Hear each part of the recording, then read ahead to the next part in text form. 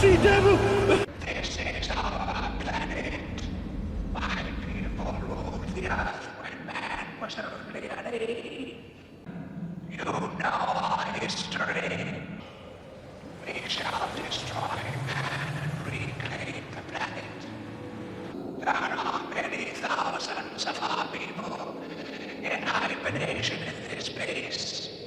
We have other colonies hidden all around the world. We shall be the victors in the war against mankind. The depths of the sea and those areas on Earth where man cannot live can be yours.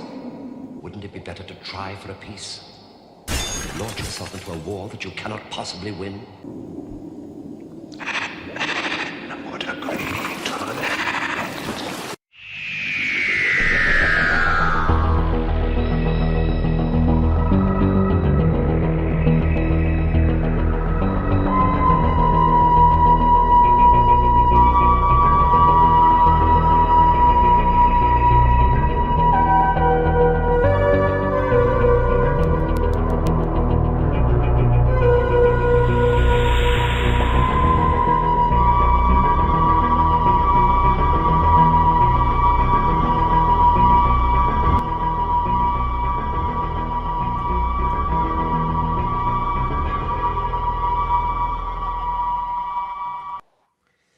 Hello, everybody. I'll talk fast. I'll get my panel on. I know you've got a lot to say. I've got a lot to say.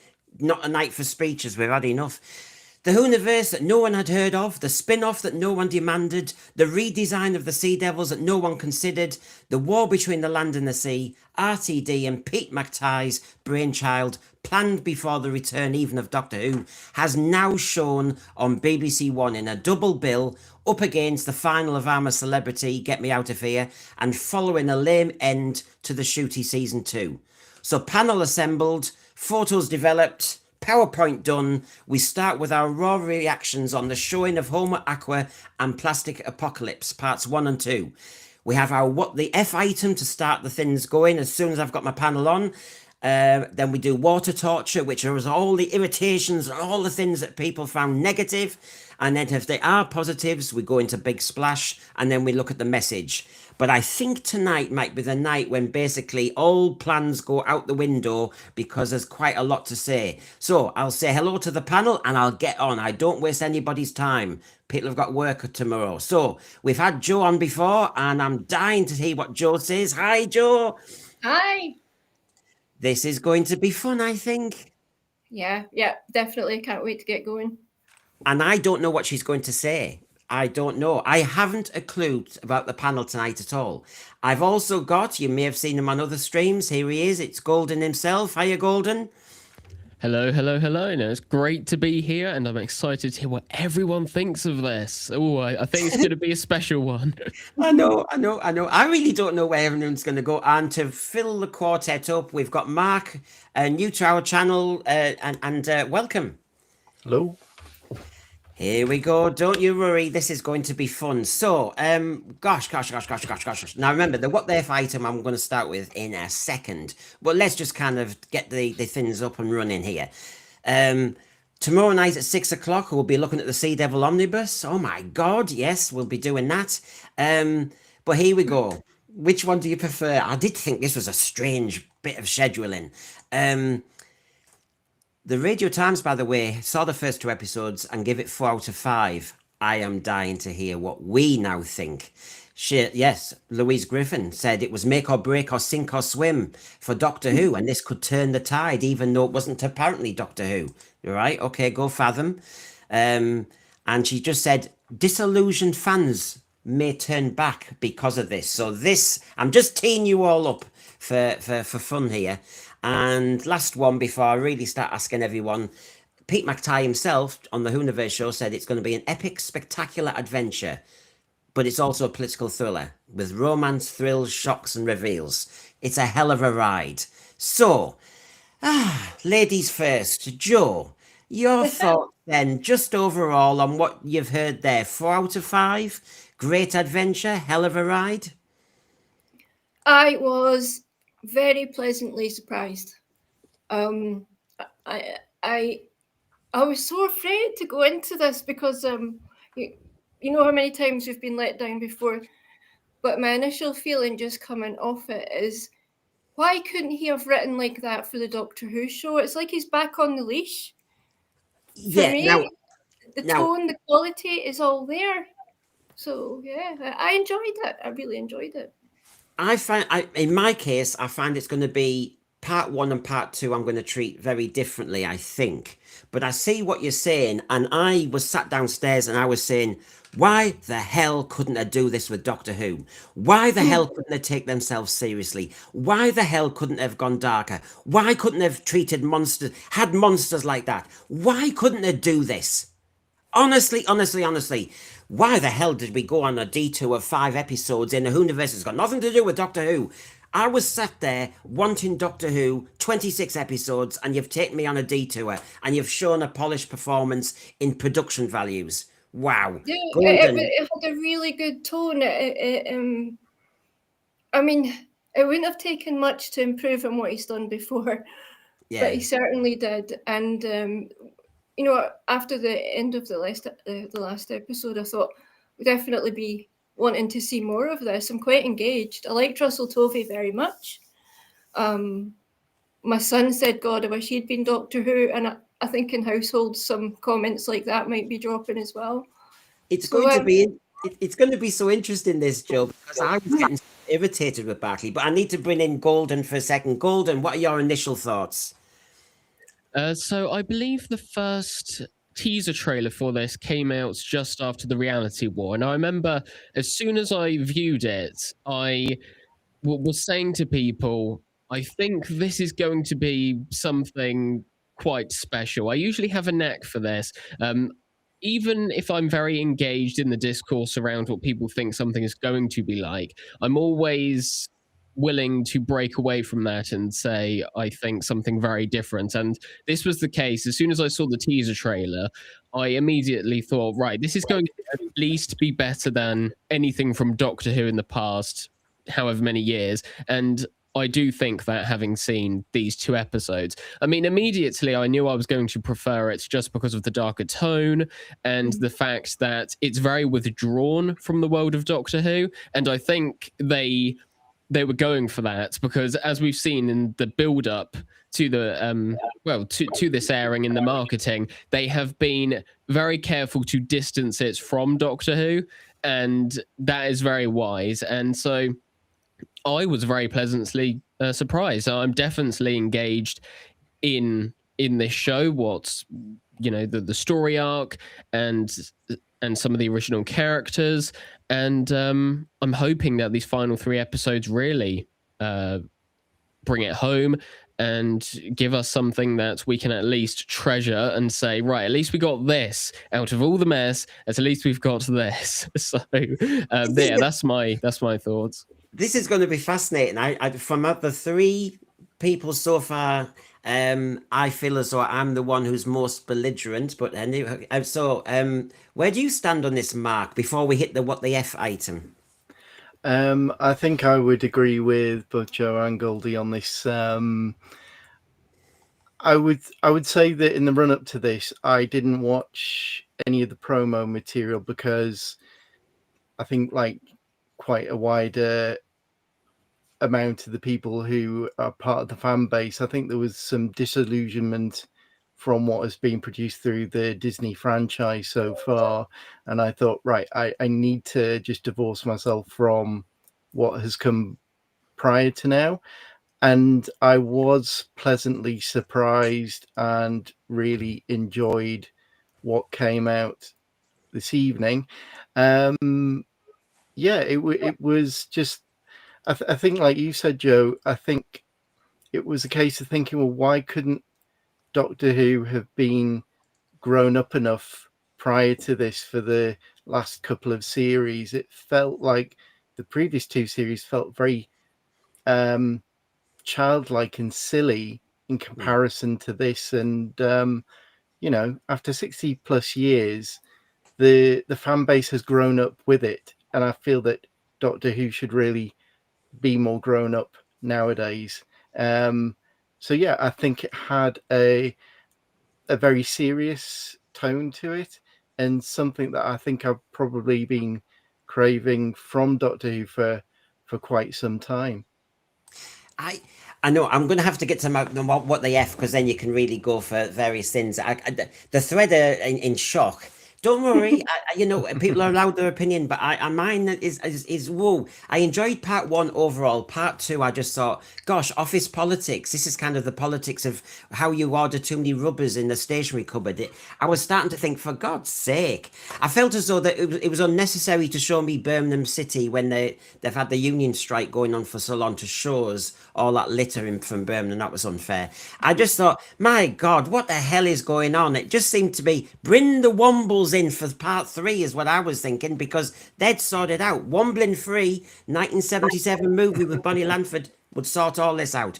So we'll hit the what the F, because we'll see where we're going to go next with where people had issues.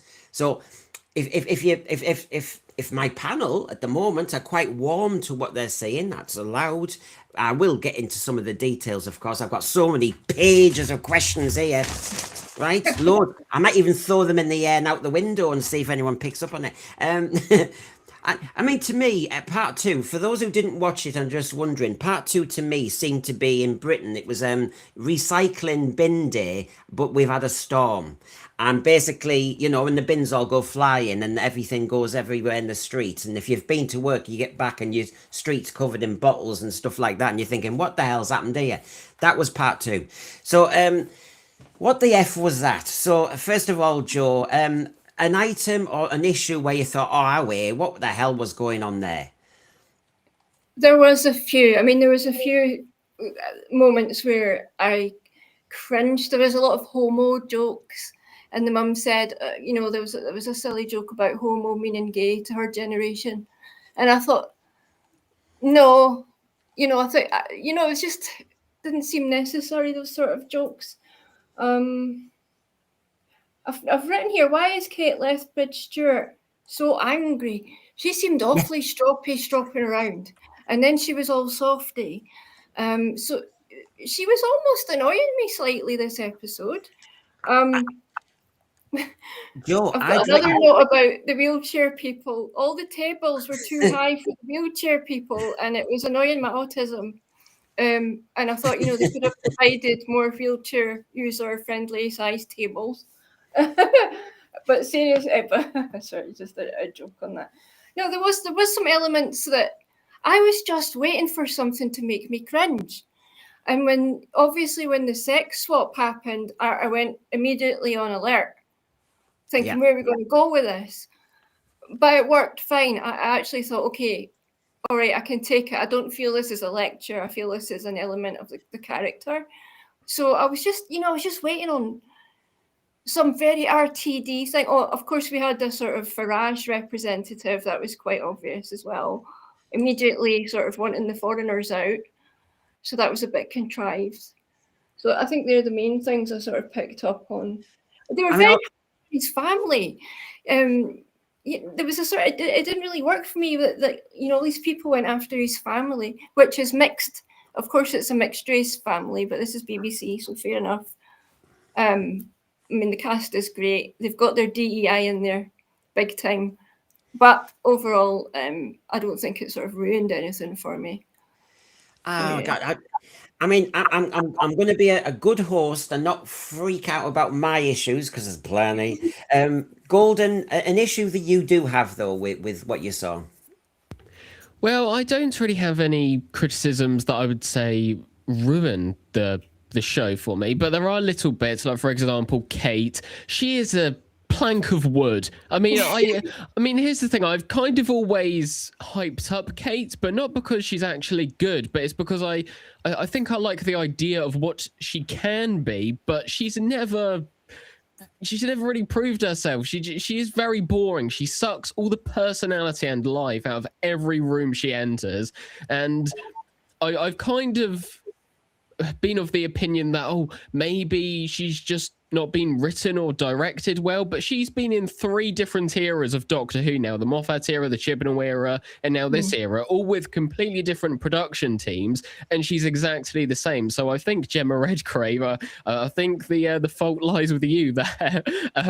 So I would say that Kate is the one character that does bring this down quite a bit. I think everyone around her is much better than her, even some of the unit team who've been introduced in this RTD2 era. So she's probably the big thing that really gets me. There are some moments, again, there are some lines here or there. They don't really bug me as much as they have in Doctor Who, because it's like they've gone to the meter and just dragged it up to extreme with Doctor Who, whereas this, it seems much more nuanced.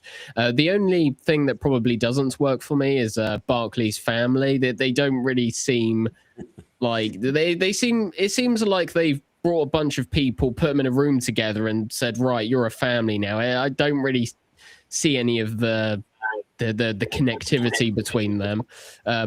That's about as far as my criticisms go, really.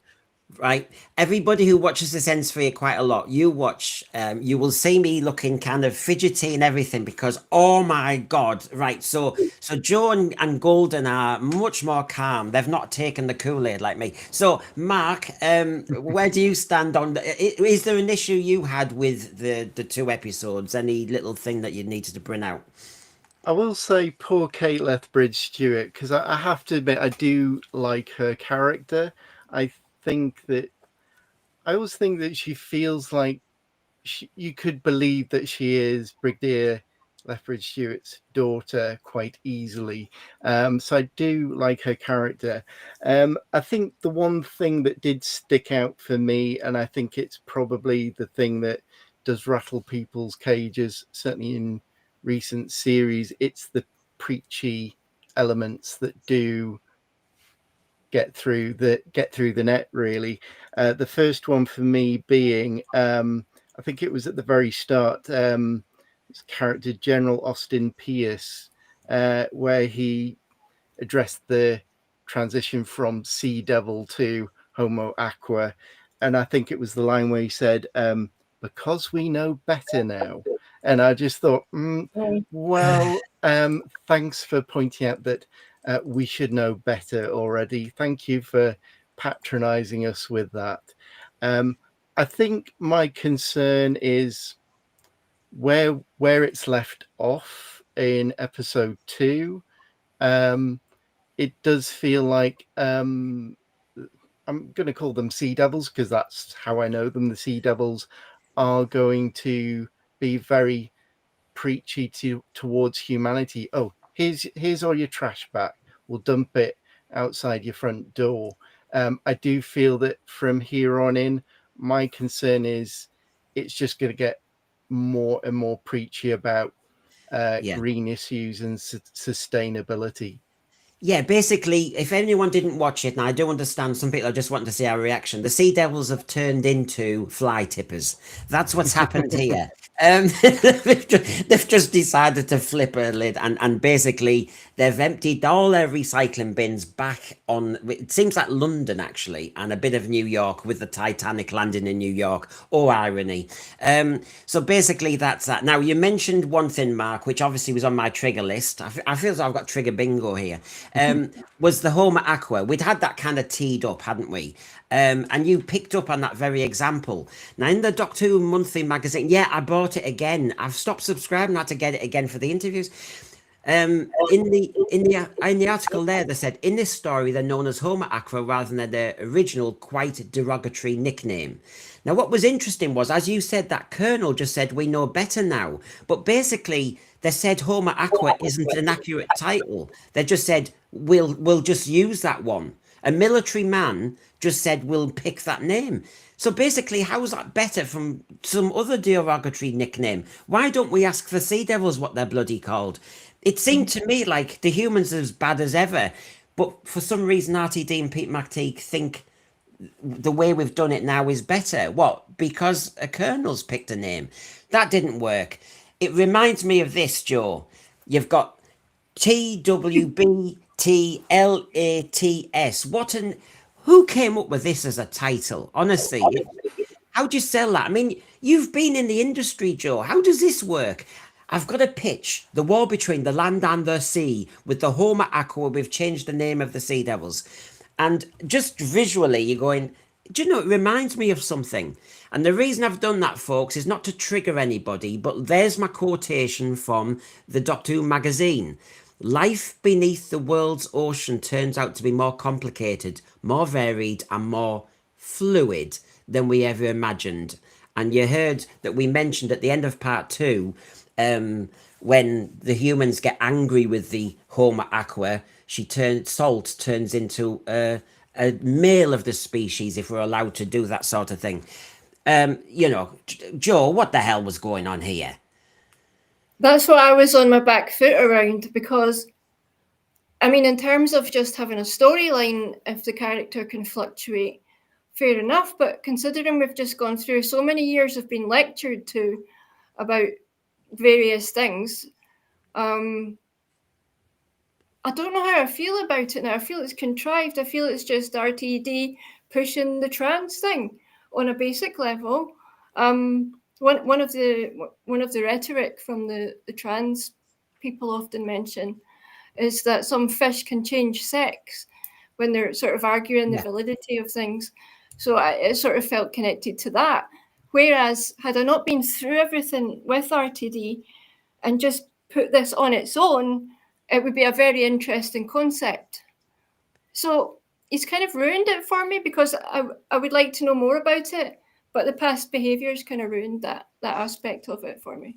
Yeah, do either of you lads want to come in on this one, just on this specific area of why did we see a sea devil or Homo Aqua turn from female to male at that point? What's the message we're supposed to see from this? That they're just very special and complicated and much better than us? Is that the message?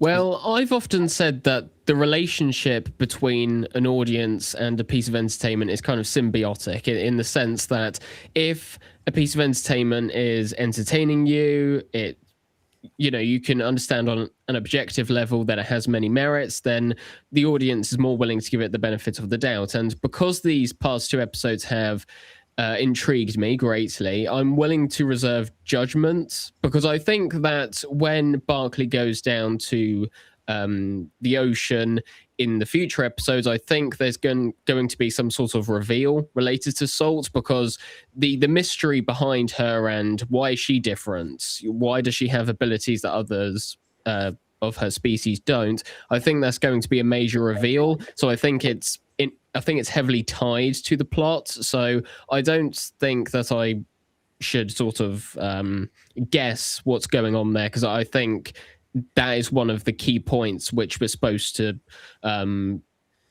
sort of be holding on to as we go into the future episodes. But I do absolutely understand that it seems like something that can be turned into some preachy message. So I understand why people are thinking, oh, what's that about? Because I do have some element of that as well. Yeah, I mean, I just want to enjoy some. I mean, it's Doctor Who related in this Whoniverse, and I just thought, oh, well, you know that some people will ambush that quote forevermore. You know, that's the issue I have with that. And just before we moved on, do you know one thing I wanted to ask the 3 of you about, just briefly, is on why what the F as well was the scheduling. And Joe, honestly, Joe, you've been a producer, you've been in the media. Why make 5 separate episodes if you're going to put them back to back twice over 2 weekends? You might as well have made 3 episodes feature length. They're not confident about this show. It's sort of giving me a feeling of a lack of confidence in it. First of all, I think they're just quite lost in where, because they can't tie in, and this is going to tie into the next series of Doctor Who starting next June with a new Doctor. They've nothing to kind of pony it to, and so I think they're just a bit lost with it, which is a real shame, because this could bring people to Doctor Who if they never watched it before. If this was the first thing you'd ever seen of that universe, I think it would be quite a good sort of introduction to it. So Yeah, it just said to me they weren't sure about how to schedule it and whatnot. It's a funny amount as well to have, because eight episodes would be good. So it's a strange amount of eps too for me. And as I come to Golden on this scheduling front, the other thing is, so why do this back-to-back approach? It didn't work when we had Space Babies and Devil's Card. That soon tanked. But the other thing is, when you put two together like that, you can see the contrast between episode 1 and 2. I overall liked episode 1. Episode 2, which I'll come to later, I really thought was just office politics, really. It really didn't go anywhere. And may I say, everybody who's a Torchwood expert, it was Children of Earth 2. Because basically, if you all can remember, Peter Capaldi was the ambassador, and he would stand in front of that big glass big kind of negotiation room, and it was all smoked up, and the alien was in there, and it was all about due process again. And so part 1 and part 2 have been put together, and I'm just wondering, like Joe says, they're not sure about this and they're lacking confidence. And part 1 I thought was pretty strong. Part 2, oh, I think you're going to lose people. Glue them together. What are your thoughts, Golden? Well, on the topic of the scheduling, it may be important to remember that this show has gone all about the schedule over the past few months. Yeah. It was supposed to be the end of 2025, then it was no, it's 2026, and now it's back to 2025 again. So maybe originally they were planning to broadcast it over 5 weeks, but then for some reason they had to sandwich them together. And it could also be the fact that the past 2 seasons of Doctor Who have severely underperformed, and the people at the top of the BBC, even though this is a separate show, they do still view it as a Doctor Who product. So they've gone, right, this is not going to be successful, let's just put them out as quickly as possible. So that could be why. But I do get the references to Children of Earth. In a way, I'm gonna probably get a bit defensive here when Children of Earth gets mentioned, because I love Children of Earth. I think it's the best thing that Russell's ever written, and it's the best thing he's ever going to write, because I mean, yeah. But no, I do understand the whole Children of Earth aspect to it, and in some ways that does kind of make it more appealing to me, because I love that, and many people have fond memories of Children of Earth. But I'm hoping that the last 3 episodes, where I think it's pretty clear we're going to have vastly different locations, I'm hoping they do kind of separate themselves from Children of Earth and kind of form their own unique identity to it. But yeah, there are lots of comparisons, and even the people behind the scenes have acknowledged that, because many of the sets have been reused, and when people have been asked about the tone of this, it's always been compared to Children of Earth. So it just worries me, Mark, that basically Disney said, oh, we've got some money and we'll do a deal with you, BBC. They get RTD back. We've just had 2 seasons of Doctor Who, which, yeah, we could all discuss on another day.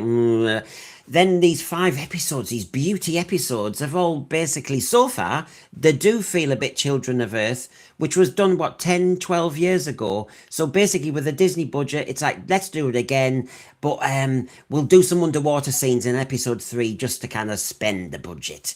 I might have been a cynical devil, but I do think the scheduling is telling us, like Joe said, that this is weakness. I think I think that this announcement, when it was going to be scheduled, came very shortly after it was announced. Well, yes, Doctor Who is returning. It's returning for a Christmas special in 2026. It's almost like, right, let's clear the decks of everything to do with Disney Plus, and this sitting under the Disney Plus franchise. I'm wondering whether they were possibly holding out for a deal to continue, be extended, and because that didn't, it's clearly not worked out, and the BBC are just going to go it alone with Doctor Who with the next Christmas special. I think it's a case of, let's get it all tied up neat and tidy in a bow in 2025, and let's start 2026 going it alone ourselves. Well, my source did say his suspicion was, with the timing of this spin-off, which, as Golden said, kept moving. They've finally decided here, because maybe they're thinking, right, and from off the back of that, we'll do a proper discussion and an announcement about season 3 and where we're going. That was his suspicion with that one. Farsight, thank you very much. So it's RTD copying his past work again. Well, that's my theory. Children of Earth, as Golden said, I enjoyed Children of Earth. I didn't watch it too much again because the beauty of it as event TV was you watched it and it was very tense. And you followed the process of the Peter Capaldi character facing all this. But actually, would you always want to watch it again? My concern about part 1 tonight is great, but once you know what happens and all the rest of it, it's like, okay, we now know that. And part 2 to me was really just how are we going to negotiate? Who negotiates? How do we communicate with them? Well, once that's, and so basically all it is padding and tension. So once that's done, why would you rewatch it? Is my question, entertainment wise. Now, before I bring people in, obviously, I'll take a kind of chill pill. I think Brendan always needs it. So basically, thank you, Farsight. I'll thank you with a Sea Devil, if that helps.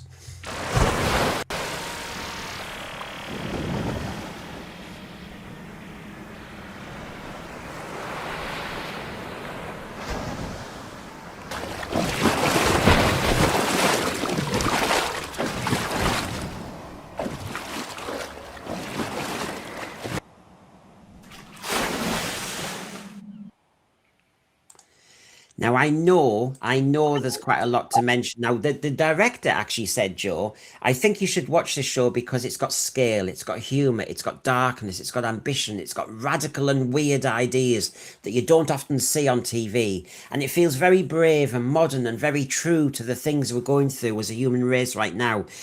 I just kept thinking, Joe, this is like a very expensive episode in Fantasyland of the Wombles because basically we were keeping Britain tidy in the 70s. That had beautiful humour. Obviously, it was a 5-minute show and then it had a movie. I'm sorry, it's the same blooming theme. There's nothing brave or modern or amazing about it. I was seeing stuff like this in the 70s. Yeah, the radical and weird ideas. I mean, I've seen a sex changing character on the Boys spin-off, Gen V. There's literally a character who shifts between male and female. That's very recent. I'm trying to think of what was new about it, and there's nothing so far. I'd like to know what technology is behind all the rubbish being dumped on us. Is this telling us that they're highly advanced technologically? That is interesting. Also, the fact she chose Russell's character for his compassion, I quite like that. And it was irritating that Lethbridge kept telling him what to say. I think if we're going to put this in, like, suspend our disbelief, I think you'd probably trust him to talk to her more because she specifically chose him. So there's just a lot of time spent on that kind of dialogue of him being told what to say, and it got a bit boring actually. So yeah, I don't see anything weird or radical or new yet, unless this is them preparing us for interspecies sex because we're all waiting for it. Yeah, well, just before I bring Golden in, I can see Woodhouse here says there's plenty of BS for Disbrew to get his teeth into. Yes, well, Disbrew, remember, 8 p.m. on Wednesday is actually sat here in the Sensphere. So he will be given his. I know he gives his own view, and of course he's brilliant entertainment. But we're gonna share him. So Disbrew will be here Wednesday at 8 p.m. So Woodhouse, just put that in your diary as well. So Golden, oh God, where do we start with this? I mean, I have to say, I'm not seeing anything new there. They think it's new, but I don't think it is.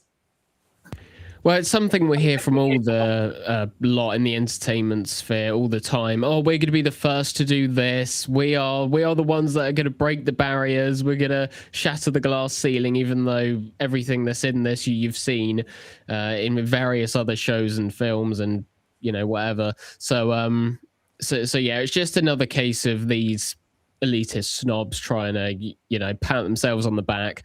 It's nothing new in that regard, but I will say one thing that I do really like about this show, and it's very superficial praise, a point of praise, is the whole production around it.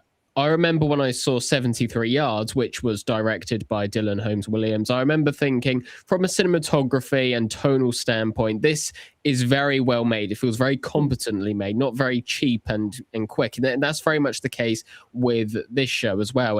It's clearly had a lot. Well, here's the thing, right? Maybe if you were to add up all the money spent on Doctor Who, it would come out more. But it looks like way more money and way more thought than ever has been put into this show, and it just makes me think, why? Why is it like this? It shouldn't be like this. It should be that Doctor Who is the one with all the attention, and then this is something to go on the side. And if you like it, you like it. If you don't, you don't. But this looks like this was the main focus of the production, and it's quite shocking. And also, this series has a different composer. It's not Murray Gold. I don't remember the name from the top of my head, but I do like this composer's more reserved score, because Murray Gold, he always likes to, like, burst your eardrums with all of his music, and he brings in all the instruments, and sometimes you're like, oh, I can't even hear what anyone's saying. But with this composer, he seems to really understand the assignments more. Lorne Balfe, if I've pronounced it correctly. Now, and by the way, when I do the Sea Devils Omnibus tomorrow night, Lorne Balfe's music is merged with Malcolm Hulke's music. Oh, go figure. It's just so it links with this one. My big question is, why the hell isn't this spin-off trying to link with the Sea Devils 1972? One came first. Squatters' rights, if you don't mind. I thought our argument tonight was all about the indigenous. Who's here first? They have rights. Well, I'm sorry, Malcolm Hulke's 1972 gets trumps there. If you want to do your lovely progressive logic, everybody, regarding RTD, you get it in the right order. They were there first. Malcolm Hulke. Yeah, right. Yeah, how does that affect the canon, do you think? Sorry to interrupt. It's all right, Joe. I mean, honestly, my big question, though, on this section, and everybody in the thread is a Doctor Who fan and will want to know this whether they're watched tonight or not, is, and Golden's just really been talking about it, and I want to kind of pull that out a bit and flesh it out, which is, did that look better than Doctor Who? And if it did look better than Doctor Who, what the hell has been going on? Because that is a disgrace. Because if you look at the 2 seasons of Doctor Who, and what you saw there with Salt and the Homo Aqua Sea Devils, did they look better than anything you saw in season 1 and 2? Because we hardly had villains, we had gods and stuff like that. I mean, Joe, I'm actually, honestly, my assessment is this. As Golden said, it took itself seriously. The monsters were proper monsters, although after a while, they were just talking diplomats. But I feel as though they are taking more seriously than anything we've had in 2 seasons. In other words, the money and the focus has gone in the wrong place. Yeah, it's far better than what we've been fed the last few seasons. And it just makes me want to know what are the fundamental differences in who was behind producing this? Is it a whole different team? Is it the same team? Because it's very, very different. And it looked to me far more polished. As Golden said, it was the cinematography was really well done. I noticed that with the bag. We have this plastic bag. That was actually a beautiful shot. I did notice the framing was really nice a lot of the time. The colouring was very good. It was overall dark, but it works. And the quality of the Homo Aquas, I think they're really nice, really well done, and really well put together. Even though we do miss the old, there's a conversation to be had. But again, I think if I came to this completely fresh, I'd be really impressed with it. I really would be. So, before I come to the 2 lads, Joe, with your production head on here and your media head on, what's the strategy? You've just directed money from Doctor Who, because they keep saying it's not linked too much and all the rest of it. So basically, 5 episodes go over there. It's not linked to Doctor Who. So on the back of this, if it was successful, how does that help Doctor Who? And I mean, I noticed some lines, Joe. At one point, Kate Stewart said, "Oh, Barclay's acting just like the Doctor. He's going off script." And I thought, "Oh, have we gone for another? We're not going to have Doctor Who in it, and it's not Doctor Who, but we're going to have a Doctor Who type character who does his own thing." This is just Doctor Who light, isn't it? But we can't build series 3 success off this because it's so distinct. Yeah, this is part of the Hooniverse planning, though, wasn't it? So it was born at a time when they had quite a vastly different plan for how Doctor Who was going to go. So I think that's maybe why it feels a bit disjointed, because it didn't work. I think it was meant to be sort of lead to bigger things and different things. But the thing is, tonally, that Doctor, Shui Gatwa's Doctor, does not suit being in any of that. Can you imagine him walking in? Hi, babes. He would look really odd and out of place in it, in every which way. But Barclay said that he met the Doctor once, as Tomboy Chick says here, and it was vivid. And I remember that, and I think of it every day, and I'm thinking, oh, look, we're all Doctor Who fans. We've got autographs off people and all the rest of it. But, I go to bed and I can think of other stuff. I don't prize my Colin Baker autograph just there. Do me a favour. He might be every man, but he sounds off his head. Yeah, I mean, what Doctor? What Doctor did he meet? Yeah, well, there's only blooming one who bloody cruised into that one. But yeah, I met the shooty Doctor, I'm assuming, and it was vivid. And I'm thinking, what was he wearing? But I don't know. I just think it doesn't make any sense, Mark, this. To me, it doesn't make any sense to direct funds 5 episodes out of 26. And if it's a success, how does it help Doctor Who? If it's a flop, how does it help anybody? I really don't get it. It does. It feels to me as if we'd gone back to, say, the 2005 era, and we didn't have Torchwood, and we just transplanted Unit for Torchwood, it feels like that is kind of the premise that we're going for here. If we're going to do a spin-off, let's do it under the guise of it's the Unit spin-off. I think, not to discredit everything that Russell T Davies has done, but I think we fall into the trap of kind of, he's the Lord and Master, and he comes up with all these unique storylines. If you scratch very thinly beneath the surface, that they're not unique storylines. A lot of them have been replicated and ripped off from. You look at the stuff that Big Finish is producing, really great original stories and spin-offs. They had their own Unit spin-off series, one of which, Unit Assembled, was Kate Lethbridge-Stewart versus the Silurians and the Sea Devils. He may as well just taken that and just said, right, I'm going to fling a load of money at it and let's come up with Torchwood Mark II, but let's dress it up under the Unit banner instead.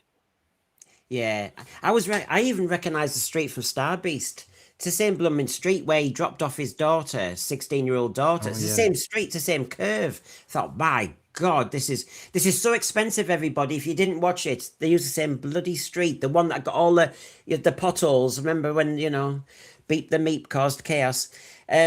Just before I come to Golden, thank you again, Farsight. If it's set in the Hooniverse, does no one remember the Silurians and Sea Devil stories? Well, what happened, Farsight, is they did actually reference one of the scientists. It was a bit of spiel, wasn't it? She was saying, "Oh, well, they've been here a million years." There was a bit of spiel that was thrown at it, a bit like in the omnibus. We saw the Silurians. That'll be discussed tomorrow. But thanks for that, Farsight. While I say thank you, because when it said the war between the land and the sea, this is what I thought was going to happen. We have other colonies hidden all around the world. We shall be the victors in the war against mankind. Yeah, we just needed the Wombles, for God's sake. Right, okay. I'll move us on. Golden, you obviously have got some thoughts on this, I'm sure. What in particular? No, I was just talking about the fact that where was I going with it? Don't worry, Golden. I'll keep going. We've all got raw reactions, and I'm so raw I sometimes can't join the dots. Senior citizen here. No, I'm not really. Here, if everybody remembers from 1985, the great moment when Doctor Who was axed, and of course Sue Lawley the Doctor Who Appreciation Society is up in arms. And I wanted to just be fair for a second. I am up in arms tonight thinking I'm not too bloody happy about part 2 at all and where this might be heading and all the politicking. And of course, it is ever thus. Now, there was a moment, by the way, so I'll bounce around here. That first moment, so in the 1972 Sea Devils, the very first moment is Mayday, Mayday, Mayday, and you see the scaly hand. This time, our first meeting with the Sea Devils was this. It was a Spanish trawler, Spanish fishing boat. I noticed he threw his bottle over the water, and in the end, the poor thing was caught in all the netting, and he shot it because it was screaming and he didn't know what to do. And that whole sequence from that to seeing him kind of hauled up almost like a medieval thing where you see all the dead people who've been executed. Do you know what? You all know I'm a lover of the Sea Devils, my entry point to Doctor Who. And when I saw that Sea Devil, I know it's a different Sea Devil, and we'll talk about the redesign later, but as it was handing down, I just thought, it's a metaphor. I don't know. I just thought, this is awful. What they've done to the Sea Devils is there. Killed, Hanning, destroyed. I don't know. I found it quite a moving moment, actually, Joe. I thought it was a bit of a Christ-like. Yes. The crucified Christ, which was sort of pushed more when Tove felt compelled to do the cross. I like to know if that goes anywhere, or what is the meaning? Are we being told that they are superior to us? Homo terra? I suppose we'd be Homo terra if they're Homo Aqua, right? What's he trying to tell us with this? Like we are fully 100% the bad guys. Is that what we're to be thinking right now? Oh yeah, I won't sleep tonight, Joe. I mean, when we're trying to do all these things, remember, as an ex-English teacher, I've got skin in the game. Homo Aqua, they're making a big thing of that. They're making a big thing of various things. But the other thing they made a big thing of in all the negotiations, which you'll have noticed, was they were saying, well, we call our planet Earth. You might find that insulting because we just talk. And I'm thinking, stop this. This is silly. If we're humans, we live on the land, so we will call it Earth. We're not going to be humans and live on the land and then call it water. That would be bloody stupid. That's not how the language develops, RTD, if you know anything about bloody language. So stop this pious nonsense. So, Joe, I felt all that crap coming our way. Yeah, well, he's got his Farajan, who wants a war with them already. He got two whole scenes. We saw little of the other Prime Minister, didn't we? He had gone on about just getting voted in, and now all this is happening. It's a bit dreary, really. We just want to see what's under the water and get stuck into the action now, don't we? So I hope they do that.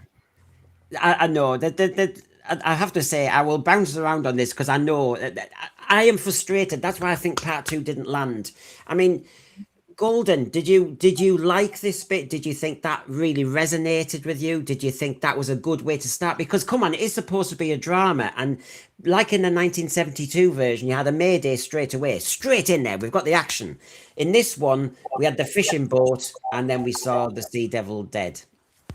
Well, I don't really read too much into this particular scene where the Sea Devil is strung up in a sort of Christ-like pose. I think what the purpose of that scene is more to say, okay, you've had this Sea Devil be kind of sacrificed. All the other humans are looking at it and not really feeling anything. They're very careless. They don't really consider this to be an equal form of life. And then you do have Barclay, who does show it respect. I think that's more of an individual character moment rather than RTD saying anything in particular. But who knows? Again, we still have 3 episodes, and I'm sure there will be some references to some, whatever messaging he wants to put across. I mean, overall, I think people going into this show, and rightfully so, were worried about what's the messaging going to be, how's the politics going to be handled. But me, and I may be on sort of unpopular side here, I don't really mind the politics of it all in the sense of this story, because you would expect you've got 2 factions of life but both of whom originate from the same kind of space, fighting for this. Well, I say land, but that's kind of ironic because they're very detached from the land. But you would expect that sort of interspecies conflict to be at the center of it, and I don't really mind that. I mean, what really bugs me about the sort of politicking of Doctor Who is it's very nasty, it's very specific nowadays. It's right, this episode's going to be about why men are bad, this one's going to be why this group is bad, this and this. Whereas this show feels more kind of collective in its criticisms. It feels more, right, we're going to critique humanity as a whole. We're not going to really call individuals nasty or anything like that. So I'm able to approach it in a bit more of a bit more of an open way, rather than the reserved approach I do have for Doctor Who. And I mean, can I really say that the politics are necessary? Because even though I, of course, hate all the constant preaching of, climate this, climate that, at the end of the day, like, it is kind of true that the planet is treated like, rubbish, and it's polluted in that sort of thing. And I do think it's a fair point to incorporate into the story this. And again, I was expecting to feel a little bit kind of taken aback by the messaging, kind of like I was personally insulted, but it wasn't really the case with this. I know what you're saying, Mark. I'll bring you in on the politics front. I can see what the thread is saying. I'm trying to stick with what you're saying, and I'll try and reflect it, and also what I was thinking. Look, I remember doing lessons in school about, and it was discussing when you saw the plastic island somewhere in the Pacific. I didn't realize the size of it, and you think, God. In the 70s, we were told put the litter in your pocket, and then you see that the world has been dumping. But I've never authorized that. Who? So basically, the message today, Mark, seemed to be corporate greed. So Thames Water are in big doo-doo with RTD. Clearly, that was the message. Look at the state of the water in the River Thames. So we've attacked parochial politics, British politics. We've had Farage-like Albion Party. We've slagged off Thames Water. RTD, I've noticed. We've gone for that. And then we've gone for a point that I think all of us agree on, which is all this dumping. But as a lot of people have said in the thread, so where was the slag off of China? Where was the slag off of the third world, where their systems are... A lack of other countries for something so big and monumental. There was a distinct lack of other countries. Yes, it was Thames Water. I mean, I'm not happy with Thames Water, but yeah, Thames Water dumping sewage and all the rest of it. Meanwhile, when I've traveled the world, I can see where the litter really is getting dumped in oceans. I didn't quite think we were still on the same path. So anyway, I'm just saying, I'm saying what you're saying, Thread. Mark? I think just looking at it as a whole, I think it does lack nuance insofar as it does feel humans are bad, litter bugs, dumping everything in the oceans, we're the bad buggers in all of this, and we should just get all our plastic dumped back on us. If you think back to the original Silurians storyline, there were characters and personalities on both sides. Even in the Silurian camp, you had different different versions of the Silurians. Some were good, some were bad, some were in the middle, and that made it more interesting because it was like, it isn't like one side is better than the other. There are faults on both sides, and it's the meeting in the middle. I think if it was to be more radical and go somewhere different, maybe another half of the story should flip in the other direction. Do we see characters and personalities from the Sea Devil and Sub Aqua camp in a bit more context, a bit more detail, and see where their faults lie, who's arguing with who there? Yeah, no, I agree, and I'll keep it moving, everybody. But there is the nuance. Malcolm Hulke was mentioned in the credits, but you could have credited him by actually having nuance.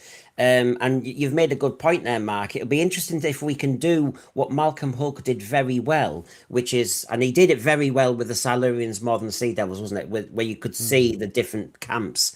Boomer Doug, he's watching me. He wants another detox. We've just had 2 in a row. He wants a third one. He wants to be like a London bus. You need a detox, Brendan. See what I did there? Yeah, I've watched it. You haven't, you swine. That's why. But due courtesy, thank you.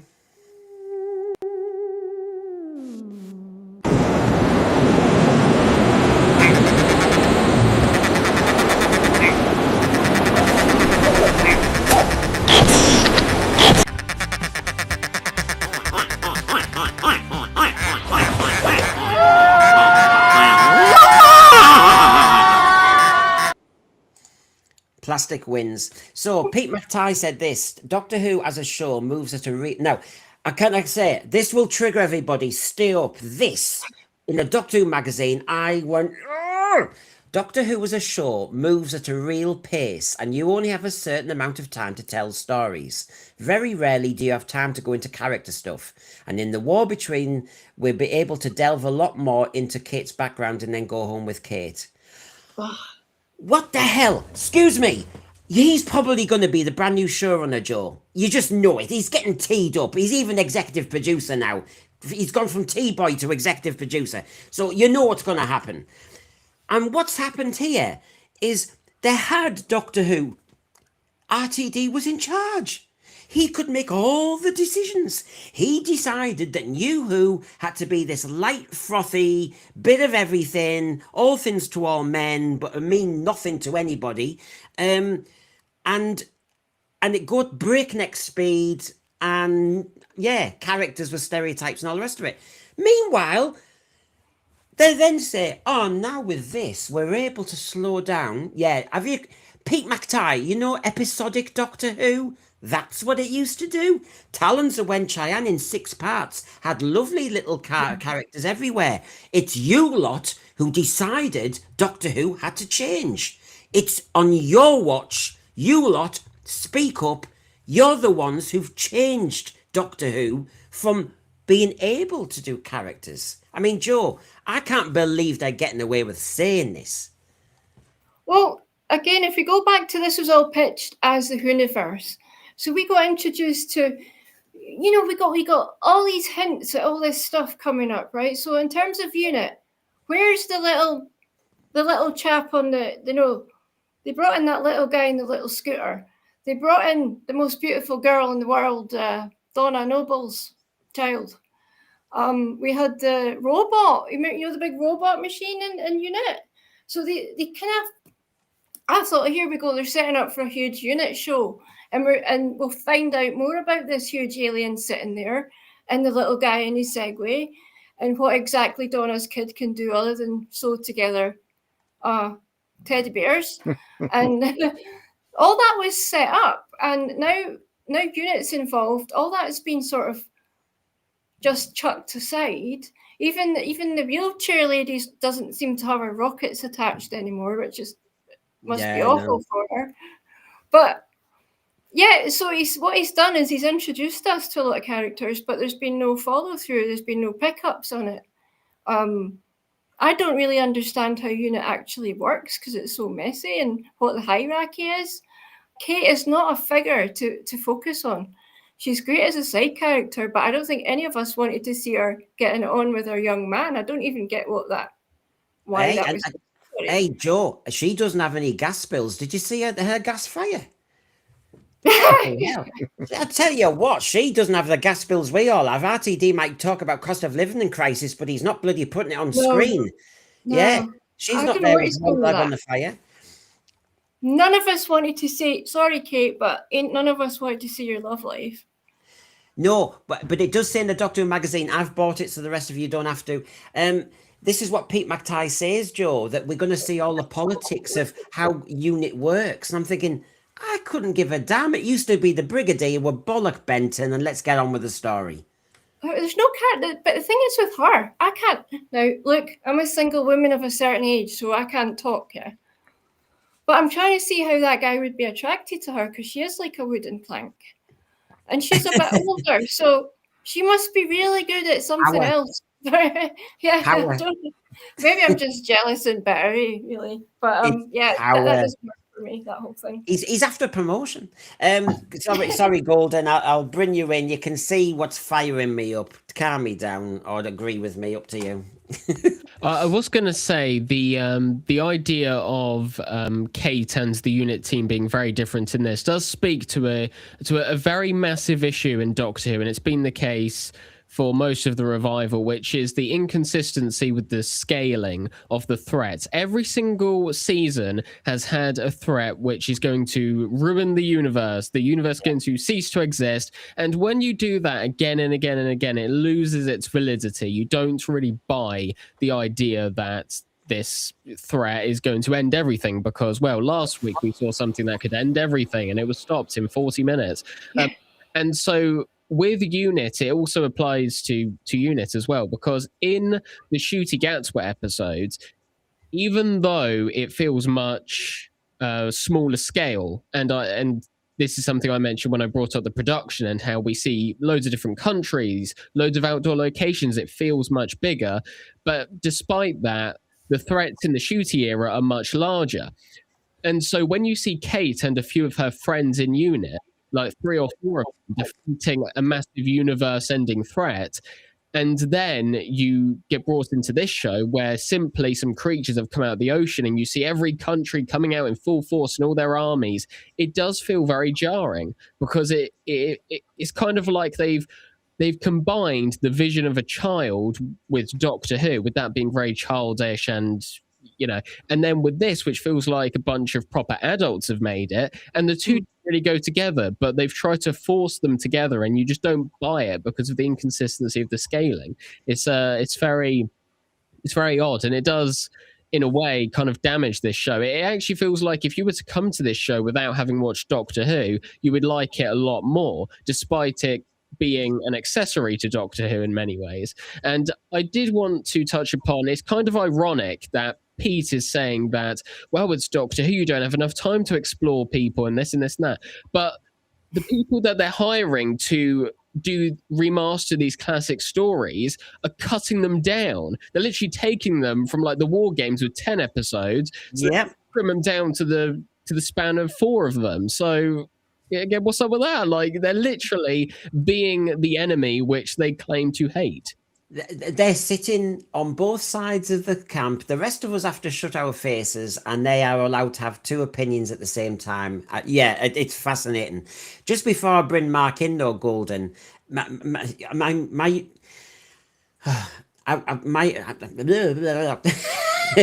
it's so late I can't remember. Go on, I'll bring you in, Mark, on the same topic while I remember what I was going to say as a follow-up. I can't do it now. But Mark, it's a bloody cheek, I find this. I mean, going back to just Kate not worrying about her electricity bills. I mean, once upon a time, she did live on a canal boat in the middle of the wilderness years. But in terms of pacing, I find it's I think it's a cop-out in this day and age, because interestingly, I read something a couple of weeks ago which suggested that in Hollywood scripting nowadays, because of people's lack of attention spans, that there are people there who may just come in and strip down a script so it's easier for people who just don't have the attention span of a goldfish to just quickly understand while they're looking on the phones. I think it is a cop-out to say, oh, we don't have enough time and pace to tell broader characterization stories. I think you've perfectly got enough time. The trouble is, you just want to have lots of bangs and flashes and effects, and that's the main context of a storyline these days. There isn't enough plot there to just slow things down a bit and just, get to know somebody a bit more. It's gone from Doctor Who goes at breakneck speed, but to these 2 episodes back to back, where after a promising start, I just thought we ended up being in one room and trying to do translations and stuff. And I think this is the problem. And I take Golden's point that he doesn't want to judge until the end, so to speak, about whether there's payoff and stuff. However, because they did it as a double bill, you have to think some people will have maybe given this 2 hours who aren't into Doctor Who and have thought, well, I don't know. I'm thinking of my mum and dad. My mum and dad might have liked the first episode, and then by the end of the second episode, I thought, "Oh, I'm not having this crap. I'm not getting told what to think." And I think that's the jarring thing from it.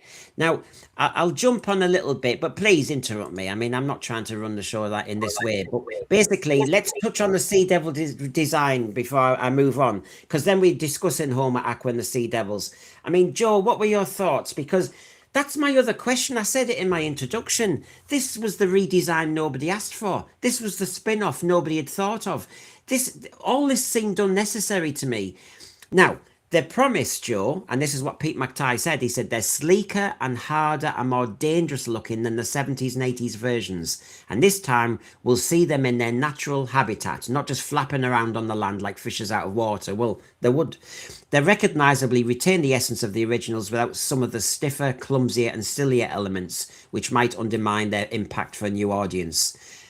Are you happy with what they've done so far, and do you think it was necessary?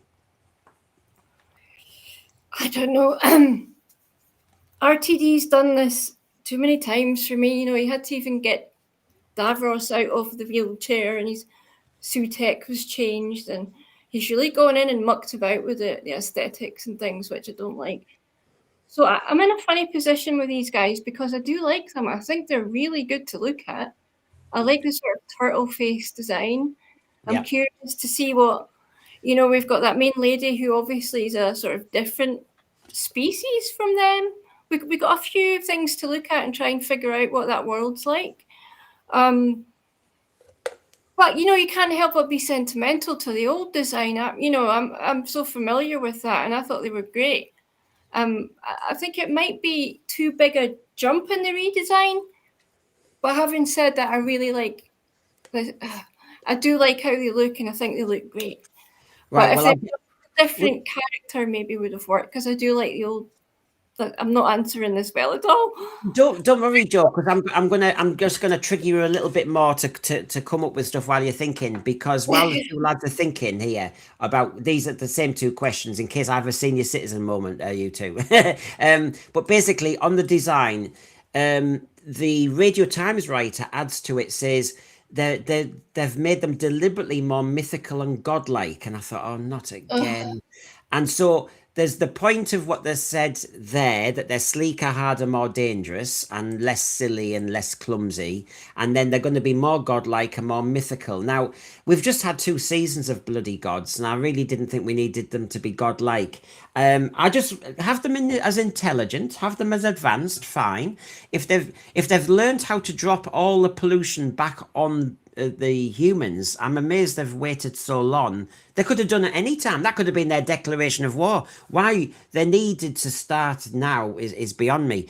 So, Joe, having had a few more seconds to think before I ask the two lads the same thing, mythical, godlike, harder, more dangerous, sleeker?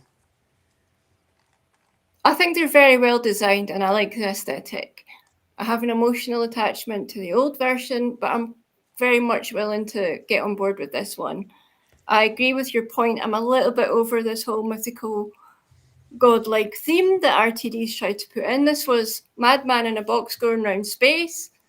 I'd like a bit more alien sort of content. However, I do like the idea there's different species on the Earth. I do like that. I would like to see some Cyrillians get involved as well, because they surely should have a say. And there's a lot we could be doing with all this. I like the new design. I think it's actually quite aesthetically fantastic. So I'm on board with it.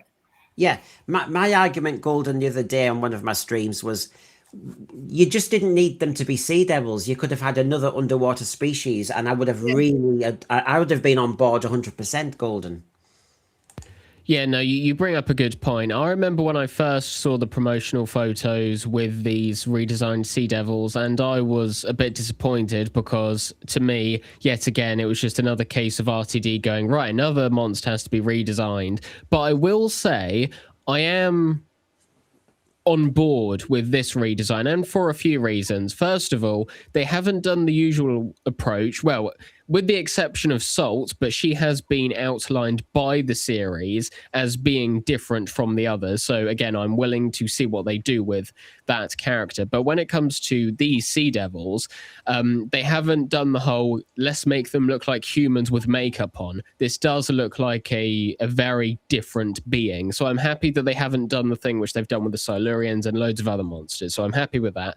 And also, as a fan of comic book films, I'm well aware that sometimes translating designs from whether it's a comic book to a live action project, or maybe a different design from years ago up to the modern day, sometimes it doesn't always work. So sometimes I am more accepting of and I'm more lenient when it comes to redesigning monsters, because I think if you took this Sea Devil and dropped it in this show with the tone that it has, and it's very this epic scale to it, I don't think they would work as well. Whereas these Sea Devils seem more combat ready, more tribal, and that's very much what they're going with. So I'm thinking, and I could be wrong, but I'm expecting in the next few episodes we'll see some fight sequences, maybe some combat with the Sea Devils, and I think if they do that, then that will fully justify this redesign, because I do not see this type of hand-to-hand combat working with the design of the previous Sea Devils. So I will say that my mind has been changed. At first I was on the fence. I was going, oh, I don't really think this will work. It's going to be another case of a crappy redesign for no reason, but I do think that the show has justified this redesign to some extent. And there is an argument. I saw, Mark, that they said one of the species, the one that Salt is, she's Homo amphibia, and Homo aqua, the Sea Devils, are different. So they're all kind of cousins, so to speak. So apparently that they are all different. They had that. They have the beak. RTD wanted them to keep the beak and the fin, and Mark, they have that sound effect, don't they? You know, Yeah. almost like a parrot or something. I liked all their water, you know, the swimming and when they're gathered on that beach, and you know, that multiple effect. Liked all that. I like the fact that they're not taking any crap. I have to say, her Salt. I mean, everyone has said Kate is a bit of a kind of bitch at the beginning. My God, she was a moody. But Salt is as well. I'm thinking, God, you are irritating me no end, Salt. How dare you decide who we pick as ambassador? You know, that doesn't work like that. Anyway, I'm moving on to my next trigger, which is, you know, there's multiples. But Mark, on the Sea Devils. I don't dislike the redesign. I think the problem I have with it is that they look like cookie cutter replicas of each other. You know, if we're to believe this is a realistic species, you know, do we all look like clones of each other? The one thing that I always liked and appreciated about the original Sea Devils and the original Silurians, you think about all those monsters, those props, those costumes, they were all handmade, and really because of that, they all look like, even if they didn't necessarily speak or what have you, they all look like different people, different personalities, short ones, tall ones. You look at that shot of them all popping out the sea in War Between the Land and the Sea, it looked like they'd just been 3D printed multiple times over. What I would like to see, if they do introduce it going forward, you have that new fishy species that came in the rotation tank there. It would be nice to see Nemo's the original granddad. designs come in, the original ones, and that there are more. We see more of a, you know, a culture, of a vast culture, all different shapes and sizes. That would be nice to see a bit more of. I must admit, I know I forgot about that. Yeah, Nemo's granddad was there. He's packed in the weight.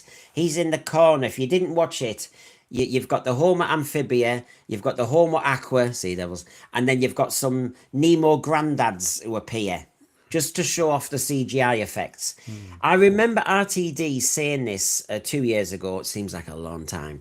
He said with the Disney budget, with more money, it's not his money, it's not taxpayers' money, he can just enjoy, with other people's money, he said instead of in the old days with Classic Who, that as Mark said, they'd all have the same face, alien, that they could all now have different characteristics. However, RTD, Mark has just said the opposite, which he felt they all looked the blooming same. I suppose Mark RTD would say, well, I've got different underwater species. You see, that's where the budget went. I just would think, well, if you're going to do Sea Devils, redesign the Sea Devils. Let's negotiate with them and get on with it. My other question, though, to the three of you is, it's called the war between the land and the sea. We've now had 2/5 of this spin-off. 2/5, 40%. There's no war at all. All we've had is some fly tipping and some office politics on how you make the negotiations work. When we get in the war, I mean, it's called the war between the land and the sea. If I was a normal punter, I'd be going, well, when does this start? If I do a thumbnail and say tonight we're going to talk about something and I didn't talk about it, people would tell me off. There's been no war. There's been no nothing. There's been one sea devil in a fishing net killed. 2 humans have been killed by being submerged, as you know, with that effect that we got with, an update of the Silurians when they can come and get you. But where's the war? Where's the jeopardy? I'm not... Right, Joe, Golden, Mark, where's the jeopardy? Where's the bloody tension? I predict that the ex-wife is going to get bumped off, and that's going to affect Mr. Tovey very much. I think Mum's going down. She's eating fish food. She missed the tractor tire on her head. Yeah, that big anchor came down as well. It was like, oh, yeah, I think we need more stakes. We always knew a war was coming because of the title. They could have been smarter about that and not called it the war, because for the whole time we know that negotiations are going to fail. Otherwise, there wouldn't be a war. So they could have improved things that way. I don't see any huge stakes at the moment, which is why I'm trying to see which way it could go. If I was writing the next episode, I think Mum would get it. So yeah, that's my prediction. I mean, Golden, when you got, when that big island, the Sea Devil Island came up in the River Thames covered in poo. Yeah. No, they didn't do that bit, did they? It came up and all the Sea Devils were there. And then you saw the Sea Devils in New York and they were appearing everywhere out of the water and these big coral islands. It reminded me of the Christmas Invasion when they were all on the rooftops. It reminded me of Army of Ghosts when everybody appeared everywhere around the world. And of course, we had the same blooming style, Golden, when, of course, I'm getting a bit sick of that media effect, You've got a Chinese newsreader, an Indian newsreader, a newsreader from Wigan. Do you know what I mean? It's like, oh, we've seen this before. So, Golden, we've been here before. This is like the Duke of York. He marches you up the hill and then he marches you down again. RTD's got us all. The Sea Devils are all stood everywhere. And we all know what's going to happen. As Farsight said earlier, reset button. Yeah, I mean, I can practically spoil the ending to this show already. Episode 5, the Sea Devils are going to go back into the ocean. We all know that's how it's going to end. But I did want to say one moment I did actually find hilarious. Is when Barclay says, "Oh, she's very beautiful," and the ex-wife says, "Beautiful, she's a fish." I did laugh at that. That did make me laugh. But no, it's one of those things where when we see sequences with all the international news readers, it does get boring after a while because, again, every single season of Doctor Who has had this, the world's going to end, and it does get boring after a while. But I can understand the intention. This show does want to go for a more grand scale. It does want to show that this isn't just a threat affecting England. It wants to show the various other continents. So no, I do understand the creative intention behind that, but yeah, it does get a bit boring. Again, the loads of problems with Doctor Who could be solved if they just stopped going with this whole the world's going to end again. That does really get boring. And there's also the big reset button, which they have done a literal reset button many times. So loads of things relating to scaling is what really brings down this show at the moment. But this series seems to be taking the balanced approach. But I will say, this show, so I do think highly of them. If the next three don't deliver, that will bring down my feelings on these first two. So that's the downside to a very dragged out story. It can start off well, but they need to deliver a satisfying ending. And I just think that they did the back-to-back. Maybe I think they were very scared of part 2 being on its own. I think part 2 is not going to drag people back. Part 2 was just, like I said, I've said it a few times, it really was just watching people talk about how they're going to negotiate. I'm thinking of everybody on the street here going, I'm not watching this. I'm a celebrities on the other side, the final.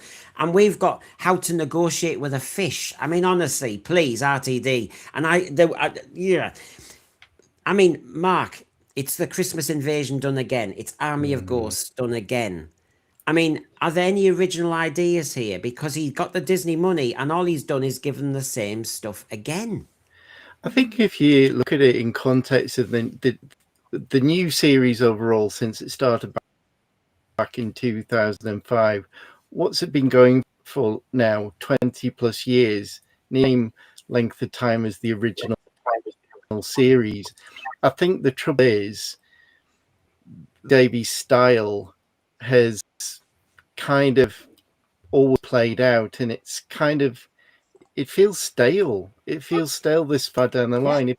If you think back to the original series, I think probably why that shines is that there are some fundamental shifts going on.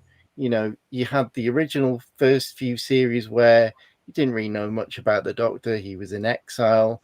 Then you got the point where he gets into trouble with the Time Lords. He's hauled back in. Right, you're going to go into exile. Those feel like really monumental shifts. I think if you're going to be daring and risky with something like this, it would be, don't press the reset button. Don't put the Silurians and Sea Devils back into hibernation for 50 odd years. Keep them out there. Keep them. Bring them into contact with humanity. How do they learn to get along? The good parts, the bad parts. This could be quite an ongoing storyline that isn't really self-contained to 5 parts. Draw it out as part of Doctor Who lore. I think there was a comic strip in the magazine years and years ago where you saw a parallel universe where humans and Silurians were together side by side, and it seemed just very normal. That could be quite a fundamental shift in the way that they did Earth-based stories going forward, I think. So I think if you were going to do something new and risky and inventive, do something like that, and let's move things forward that doesn't feel like we're still reliving 2005 every single year. If anyone didn't watch the 2 episodes tonight, I'll tell you very quickly. If you've watched a stream where they have a panel of about 20 people, you know those ones, and everybody gets a go, not the free-for-alls. I mean, a kind of structured, a panel of millions, celebrity squares, and everybody has to speak in order. That's how part 2 felt to me. It was like, right, and so say this, Barclay, and right, got this, and I'm going to come back later on, and Salt's going to come through that tube again, and I'll do the. It felt so much like that. And by the way, come on, we're all old enough to have seen that. Was it Barclays Bank or Barclaycard? Remember that advert with the Bellamy brothers? Let your love flow, and you left work, you left the office, and you went down a pipe all the way home. Remember that? That was part 2, everybody. Just watch the advert on YouTube. Let your love flow, the Barclays advert, and it's everybody's dream. You don't have to be in any traffic. You just get in the pipe and your swimming trunks, and you go flowing through like a Wet and Wild, ride all the way home, and it's a lovely tune, Let Your Love Flow. There you go. That is basically part 2. Or actually, the advert's more exciting. But basically, in essence, that's what I thought I was seeing here. This is EastEnders, what you're seeing on the screen here. Yeah, this was. I would rather know what the Pearl. Like we know the Pearl's some sort of technology. So I would rather have seen a scene where the lab technicians are investigating this technology, this Pearl, because that was interesting. Like they're missing Doctor Who. Remember how many of us love taking apart the gadgets and the technology, and we've just got a whole new technology, which is really exciting. So why can't we explore that? I don't want to see this nonsense here. This all links back to something I wanted to say about Mark's point, which is that we know why RTD is not going to take any risks and have Earth be a shared place between humans and Silurians and Sea Devils, is because he always wants to ground Doctor Who in the here and the now and our world. You always hear that, and in Doctor Who nowadays, they always have to go back to present day Earth. It always has to be present day Earth, has to look how it looks outside your window. So he's not going to do anything creative because he's someone who he really does just want to write a soap opera, but he does have a bit to him where he does like sci-fi. So what he does is he makes a soap opera first, but then puts a little bit of sci-fi to justify it being categorized as sci-fi, and then just saying, here you go, but it's not good enough. Yeah, and he's just done season 2 when he wanted to have a go at toxic masculinity and all the rest of it. So he has a character here, Colonel Ibrahim, who his girlfriend, who is she's got a lot of stress. I mean, Joe, I'm going to ask you, as the woman on the panel, you're stressed with work, right? You've had a really, it's a busy period at work. And your boyfriend is just nuzzling into your neck saying, away. Basically, shut up. Don't talk about work. Because she's talking about work and he's kind of, not listening really. How's that a good look? In other words, just don't do all this soap opera stuff and let's just have some more death. Because I just think this was just so far off where we needed to be. It doesn't make him look good. It doesn't make her look good. She's a right bore. God, you go to bed with her and she'll be waffling on about 70% of the planet's, salt water. Oh, God. God, I don't see the chemistry. Between the two actors, any of it. It's not believable. I don't see how those two would ever happen. We may never say five rounds rapid in the same way ever again, I think.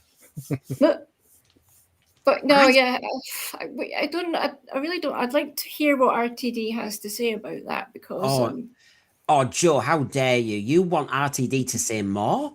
Train yourself, sir. Oh, you've just invited him to do another interview. Oh, Joe, I'm going to hold you accountable.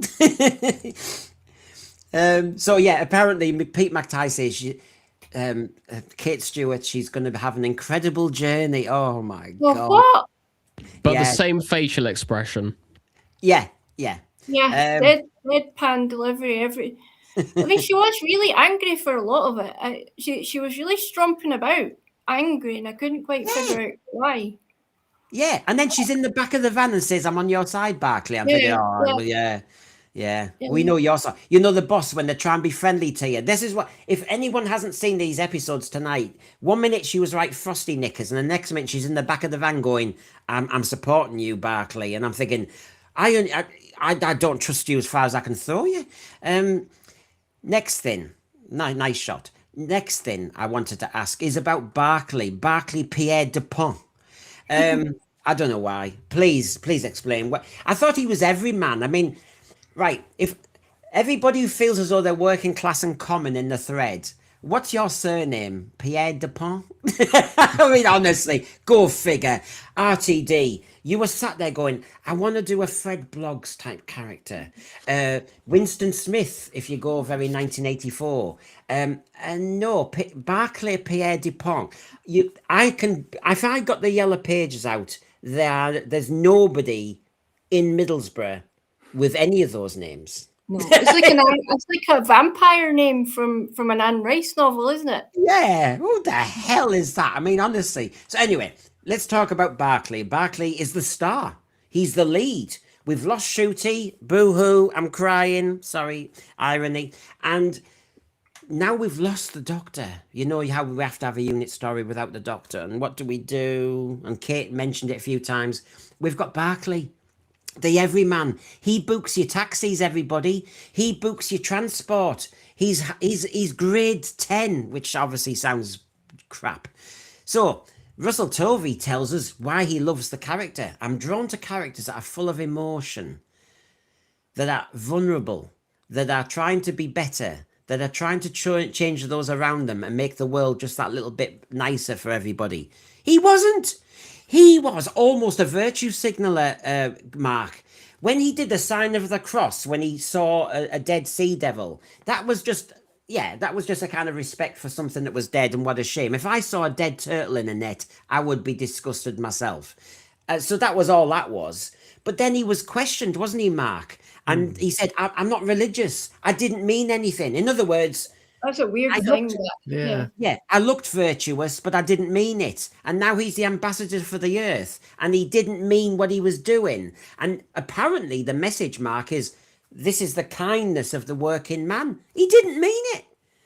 I think he should have stood by what that character represented in that moment when he was doing the sign of the cross. If if he's going to be Christian, make him Christian and stand by those convictions rather than dilute it. Just going back to what you said earlier on about Barclay's run-in with the Doctor and how vivid it was. Yeah. I think every time the Doctor was dropped into it, I kind of got a bit agitated by that. I thought, well, maybe it would be a bit braver just to do this without really not having to reference the Doctor every other scene, really. And I kind of thought, oh God, is this going to turn out that the reason why he's in this position is that for some reason the Doctor knew all about it, and he was the one who somehow manipulated things to push Barclay forward to be the representative. I really hope that doesn't play out in any way. But yeah, I just thought that every time the name drop of the Doctor was in there, it was like, I think we're intelligent enough with this series without having to hear the Doctor's name dropped in here and there. Yeah. Yeah. And which Doctor? Which Doctor? Because why is Tennant not showing up when this happened? Is he just sitting in the house eating cereal? Joe, he's mowing the lawn still. Hey, no, it's not that, Mark. There's so many weeds in Donna Noble's fact. You know Donna Noble doesn't do gardens. You could tell that from Runaway Bride onward. She doesn't do but all. She's on the lash. So basically, he's got a lot of weeding to do. Golden, I'm starting to get a bit sick of this type of character that we are supposed to see as representative of the best in humanity. Apparently, he's every man. But he was a bit of a whimpering wreck. He was a bit of a crybaby at one point. I'm not supposed to be. And I'm thinking, and then he's got a dysfunctional family setup. I'm not knocking it, but where's the ticks? Where was the ticks? Honestly, Golden, I wasn't seeing why he represents the best of me. Yeah.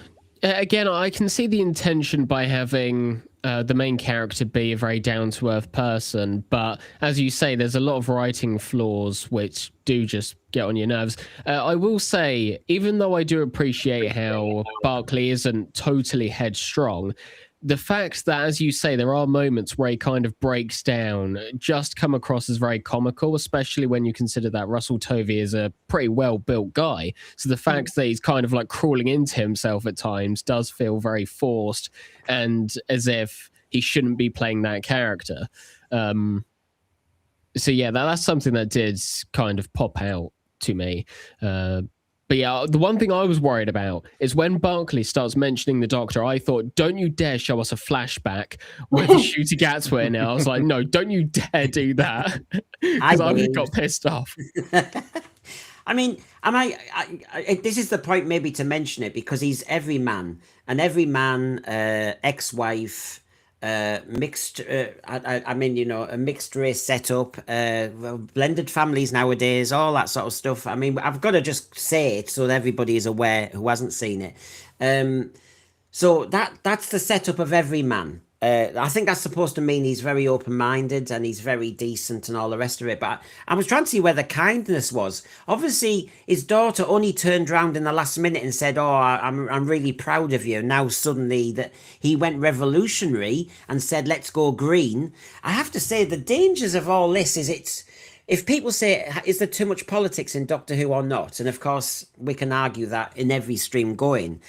But I did think when they talked about the agenda of the Greens and we need to push that a lot more, they were saying that a few points, and I thought that's going to really antagonize people. It really is going to push because you really are saying there's only one. I mean, as Joe said, Albion Party, Farage, that's dismissed. Green Party is in prime position with their message.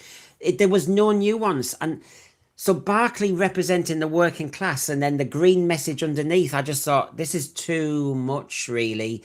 People sat there going, so you've got a mixed race family, dysfunctional. Oh, cheers for that. What's going on here? It's like every advert. And then on top of that, you're selling me green politics. Now, I'm mentioning that to everybody who didn't watch, but Golden, am I going too far? No, and again, Russell likes to claim that he's like on the side of the people. I'm one of you, but he really isn't. I mean, if his version of an everyman is someone who associates and is involved with a top military organization, even if they do just order the taxis, but he's still in an administrative sense part of this organization, and someone who lives in a pretty well financed house in the suburbs of London, he's really got his views twisted. I mean, and this is something that's been clear for a long time. I mean, the way that he speaks about people and the way he always hypes himself up shows this. But no, I fully understand where you're coming from with these criticisms. It is this show, the way I would kind of summarize it is that had this been made 20 years ago, I think it would still have the same core of what the story is, but all those little bits on the side which do kind of irritate you, they would have been fined out and wouldn't be present. And that's how I would distinguish this from Doctor Who. Whereas the past two seasons of Doctor Who would have been rubbish whenever they were shown. Whereas this, I think, had this been made 20 years ago, it would have avoided some of the tropes and some of the elements of DEI and all the rest of it. That's how I would describe this show. Now, Moondog loves you. There's no nuance. It's undeniable we've screwed up this planet. In many ways, I don't think there's any argument there, Moondog. But the point is, in this sci-fi, because RTD throws the kitchen sink and everything at the screen, what we've got is he's basically saying there's a crisis with the planet with everything in sight. And you're thinking, hold on a minute, give us one problem and then we can start to then look at what the causes are. At the moment, all he seems to do is be blaming all of humanity. Now, I'm sorry, I'm a 70s kid, so excuse me, our pockets were full of litter. So if you don't mind, we knew how to keep Britain tidy. I just don't know why the message got lost in between, and it wasn't anything to do with me at all. So I just want to know who is responsible for this. That's where you go. It's not all of humanity, if you don't mind. A lot of humanity does stick stuff in recycle bins, does do this, does do that. So I'm just thinking, hold on a minute here. There is a problem. Who's to blame? Do we go a little bit kind of a bit careful there on that rather than just slag everybody off? Because that takes us nowhere. Right. On the Barclay front, the other thing that I found disappointing with Barclay, he couldn't get onto his computer. Remember that one? And I have to say, the Barclay issue, you know, he was an accident. He shouldn't have been there. Richard blah, blah, blah should have been there. This is our problem with UNIT again. UNIT, all the way through the RTD era, has looked so incompetent, so crap. Remember, they get that security breaches left, right, and centre. And this time, it's a major existential event for the planet. and he accidentally is allowed on the trip. Unit should be shut down. Yeah, I've stunned them all. Stunned them all. It's incompetent. So yes, I will throw that one into the equation. And there, look, we've got it is the United Nations. So I dare say you're going to see the United Nations. So we've got the United Nations looking at the United Nations. If I'm thinking of scenes over 2 episodes, nearly 2 hours of telly, it was that scene. There's it. You can see other side, everybody. If you didn't watch it, there on the other side, you've got the 2 Nemo granddads, and then you've got the Homo, Aqua, sea devils in the middle, and Salt at the bottom. That was quite a dramatic scene. But I have to say, if you just smoked up that box there, that would be Children of Earth. And the ambassador at the front would be Peter Capaldi. I'm sorry, but that's basically what you were seeing there. The other scene that I thought was dramatic was obviously, and we've mentioned it, the dead sea devil Hannin. After that, I wasn't shocked by all that litter being dropped over Britain and New York. It didn't. I have to say, it didn't really have the impact I think they wanted. It just felt like it went on for a while, and anchors dropping and all this. So I just started thinking, oh, it's tedious. I mean, Mark, I think that was laboured. You could read it in metaphor, really, that, you know, in this day and age, we do fling a load of rubbish at each other. We don't actually sit down and listen to one another. I suppose, is that what he's hinting at? Is that the way it's going? Like I said before, I think my concern is it is such a preachy message to humanity. Oh, you're not picking up your own litter, sort yourselves out. But I mean, you think back to the Zygon invasion and that speech between the 12th Doctor and Kate Stewart and the Zygon that was masquerading as Clara. You know, there was real gravitas to that. Just in that one single scene, that one moment where he's basically saying, you know, you've got to sort yourselves out, basically picking them up by the collars and shaking them up. There wasn't really the gravitas in this. I think Mark, you've picked on an interesting thing there. Oh, in 2 hours of TV, prime time, where was the great moment? Like you've mentioned the Capaldi Zygon moment. Where was the great speech? I think RTD, Joe, thinks the great moment was when Barclay said, you know, he went off script because his daughter was proud of him. But I thought that, no, you've just gone revolutionary. You've just gone anti-democratic. We have spokespeople. You can't just do what the hell you bloody want. I didn't find that an impactful moment. I didn't find the litter drop an impactful moment. I think the moments they desired to be impactful didn't really resonate. Yeah, we might see it. Barclay might come out with a great speech. I like Russell Tovey. I was annoyed when I heard that RTD had hired him because he wanted to go to bed with him. That really annoyed me, but I do think Russell's an excellent actor, and I was engaged with his character. I have to say, when he did I'm a Catholic, and that to me signaled that he was sort of warding off evil. Yeah. I thought he saw this as grim and I'm trying to protect myself. And then it was odd why he even did that if he's not at all Christian. But we're going off on a tangent there. I was wondering why the Sea Devils are not far more concerned with pollution and like nuclear waste going in and like surely that would be a possibly bigger issue. I know they did bring it up with the Thames water, but on a global scale, surely they'd be angry at places like that had like nuclear issues and things like that. So yeah, I feel as though it went too RTD went too parochial. He shows us the world, but it goes too parochial. We know he's having digs at. But I thought the 1970 right, please tell me everybody, the 1972 Sea Devils were kind of woken up, weren't they? That it wasn't anything to do with anything per se. I mean, the 1972 Sea Devils didn't do a speech about oil, did they? No. And we had North Sea oil and everything kicking off. So suddenly they've become part of this packet, this message. Now, Squinty Mint, I just want to mention this because Sense3, we do listen to all sides. Squinty Mint, I think Brendan's confused about the message. It's about global politics and how it's left the ordinary person behind.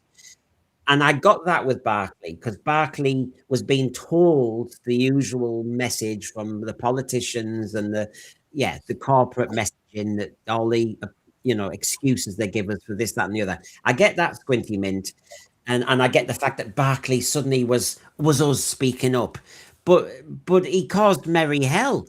I wasn't pleased with his message because he caused it. Somebody will have died because he said, "Go on, then solve it." And then they've dropped all the litter. But they weren't just dropping plastic bottles, they were dropping ships, they were dropping heavy metals. So basically, loads of people will have died because he didn't know what the hell he was doing. I get your message, but I think the message in the actual narrative is lost all over the shop. Golden, you sat there patiently. I apologize. What are you thinking about this message and impactful moments and imagery? Well, I'm on the opposite side to most people when it comes to the messaging of this. I think the messaging is fitting for this show, and I think it is handled well enough. I mean, Barclay making the mistake of taking the conversation down the route of, "Oh, here you go, here's your plastic again." Yes, that is kind of a flaw of his, but at the same time, that prevents him from being a sort of a Mary Sue type character because he isn't perfect, and hopefully he does have to juggle with the responsibilities of this, and we see how he doesn't always approach it the best way. And I do want to go back to something that was said earlier, because actually I do think the opposite way to this.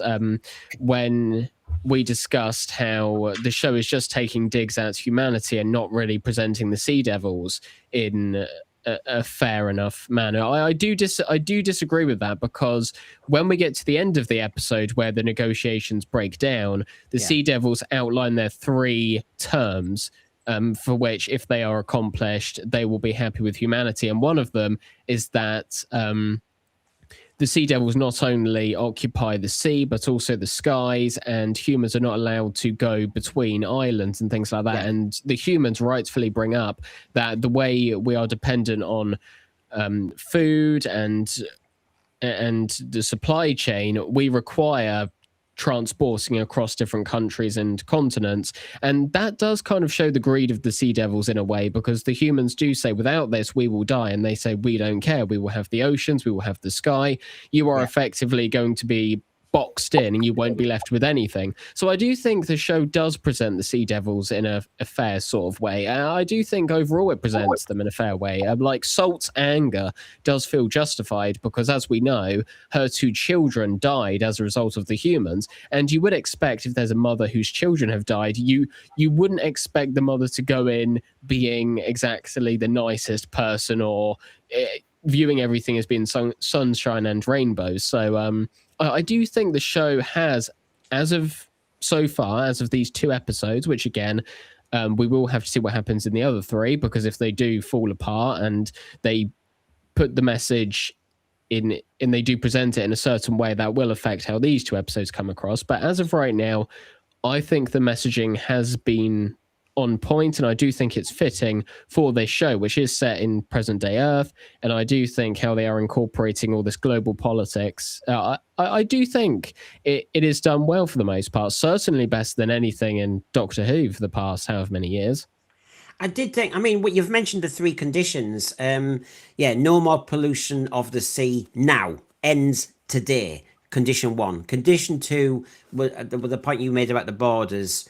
Basically, the humans have to stop all air transport and boat transport. Now, it's an interesting one when we've just had the usual big environmental jamboree in the Amazon rainforest, and, Britain sends about 60, politicians with all their coterie there. And you're thinking, look, I understand. Hello, I understand the message, RTD. I've always understood it. I'm not the one who's flying to the Amazon, building a motorway into the Amazon. It's all the politicians at the top, and actually the ones on your side, actually, RTD as well. Both sides. So if you don't mind, don't lecture me. I get the point. It's just that with global politics and globalism, RTD, you do realize that the little man and woman, we've never had a voice for years. That is the point. Squinty Mint here says there did seem to be no point in having an ambassador, as there seemed to be absolutely no point of compromise from the Homo Aqua. Yes, Salt, I have to say, and is this a loophole? Between the first meeting and the second meeting, Mark, Salt, why didn't she just send a little message and say, we want you to have an example of some river water, please? You know, instead we had this big dramatic moment. And of course, you know, the humans would have said, hey, we're not getting into, you know, for a fact, none of this would have happened. It was dramatic, but I just thought so contrived. We all knew what was going to happen. I've just been thinking over the past few minutes, thinking about the context between the everyman character of Barclay and Salt, and it strikes me this is seeming a bit familiar with the plot line of James Cameron's Avatar. You've got the Jake Sully character who is the everyman, who's been brought in. Again, a character that wasn't meant to be there.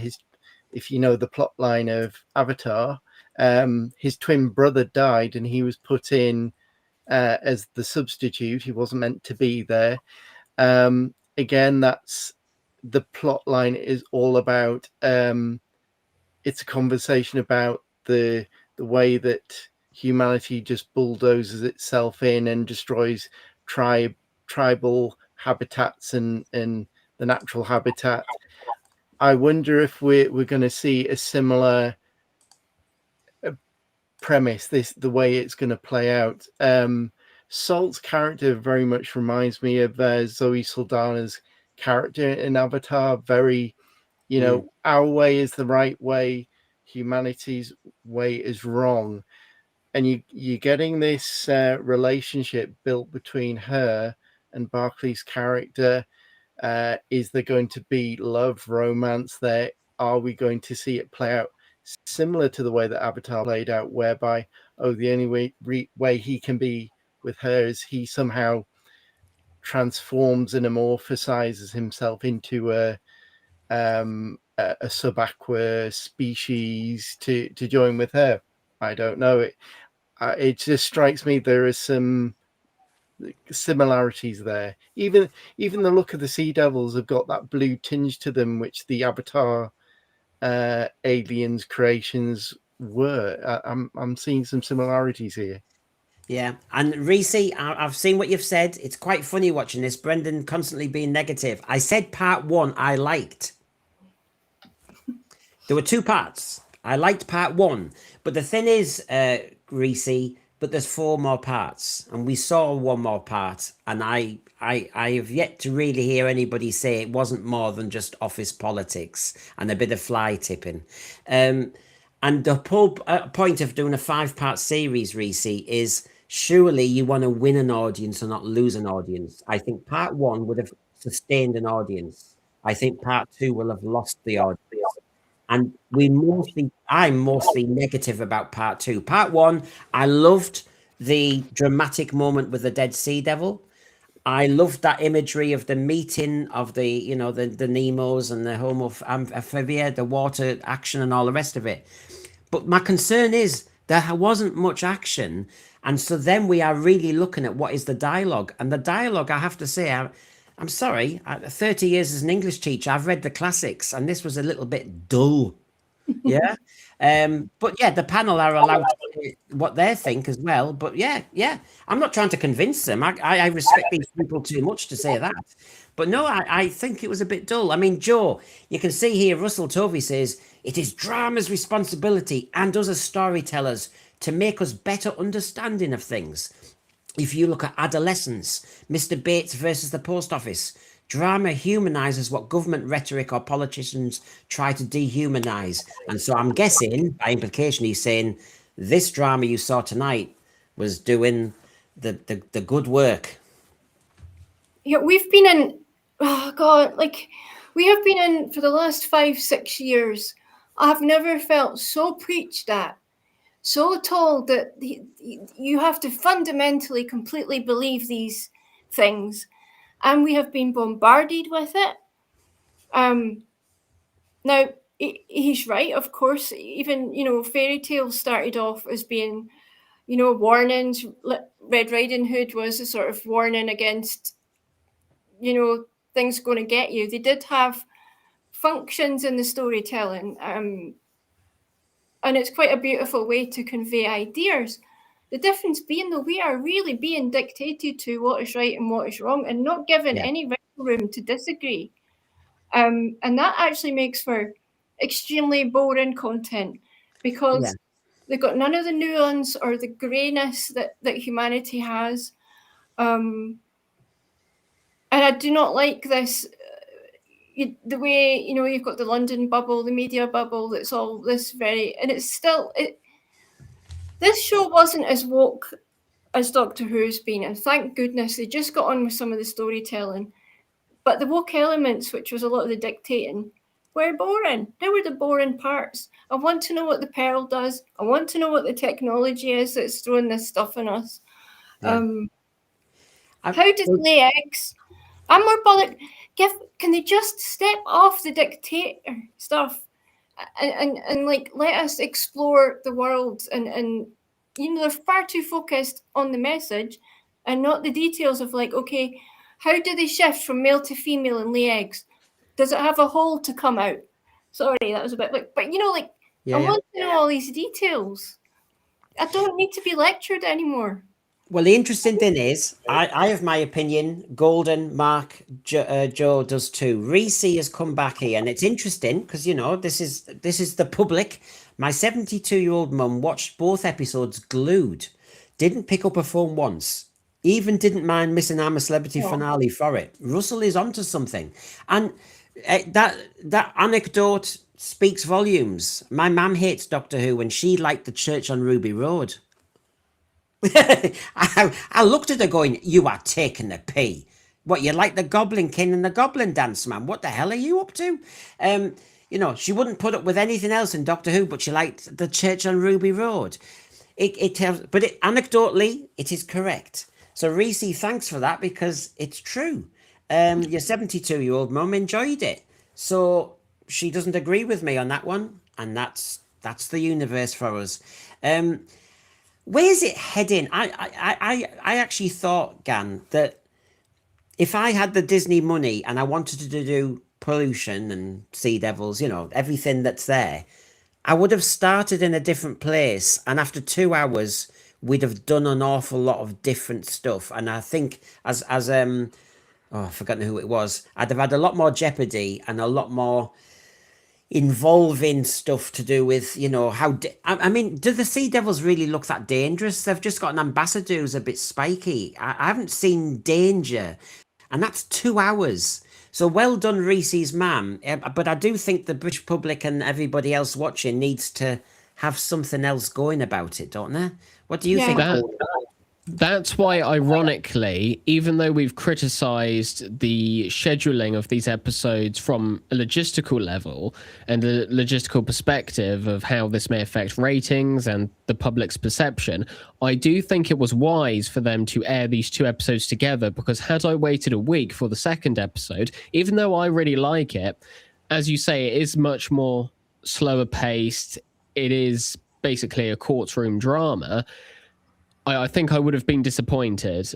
But because the two episodes came together, I think that works well in its favor, to be quite honest. And I think after this part, we're going to see more locations. We're going to see the ocean. We're going to see the habitat in which these creatures live in. So I do think that to package these first two episodes as the beginning, and then afterwards, we're going to see all this other stuff happen. Because even though I haven't sort of broken down the trailers too much, it does seem like most of the footage we've seen from the various trailers have been from these first two episodes. So I think everything else in this series is going to go in completely different directions. So I actually think the decision to air these two episodes together was a very wise one, to be fair, because I do think they did understand how if we had to wait a week for the second one, people would have lost interest. But to kick it off and immediately have all the dialogue heavy scenes out of the way, it does mean that I think engagement for the rest of the series is going to be quite high. It's just, Golden. I'm not even disagreeing with you. I'm just thinking, God. But they're hoping people will come back. Reese's mum's going to come back, but a lot of people after that might not tune in because for the second episode it was quite laboured. I mean, what are you thinking, Joe? I mean, I think if you were given this money as a Doctor Who fan, knowing you're not going to give Doctor Who, but you're going to do a spin-off with Sea Devils and everything that's there, I would have just had a very different story. And I do think they've been indulgent by having hardly any deaths or anything. The tension is all about office politics.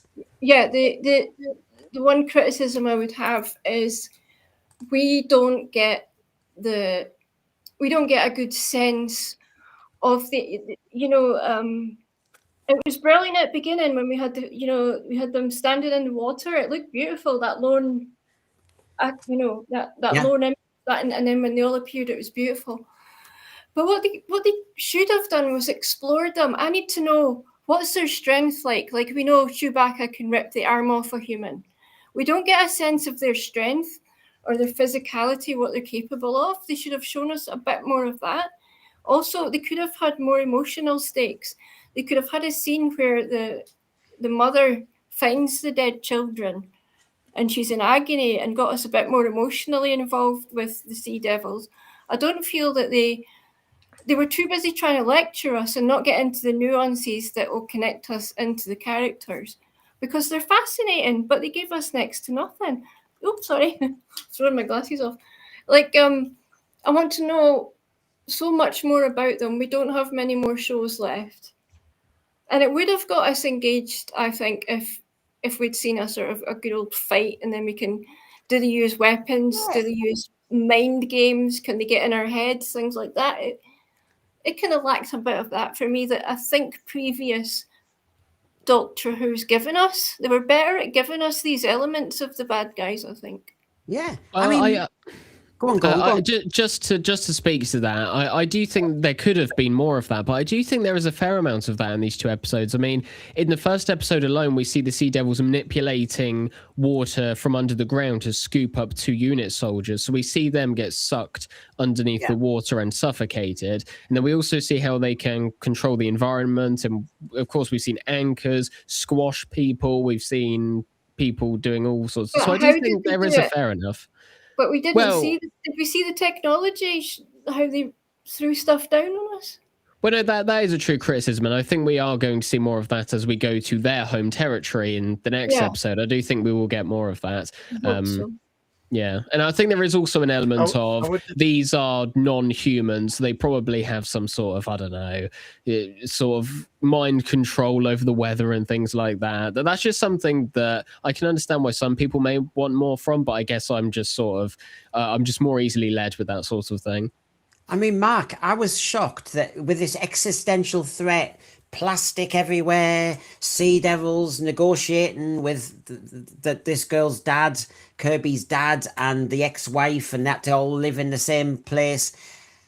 His ex-wife was suddenly just talking about, well, I have to stay here, and what about my job? And I thought, what person on the planet, maybe Donna Noble, what person on the planet, when everything is going upside down and chaos, is going to be bothered about going to work the next day? My understanding of Britain is most people are off on Mondays and Fridays and stay home and do the ironing and pretend they're working. I thought people were working from home. I got the impression that everybody doesn't want to work nowadays. I thought that was the impression I was getting. Now suddenly she's waffling on about, look, forget the Sea Devils and all the rest of it. I want to go to work tomorrow. And I thought, this is a funny bit of dialogue, this.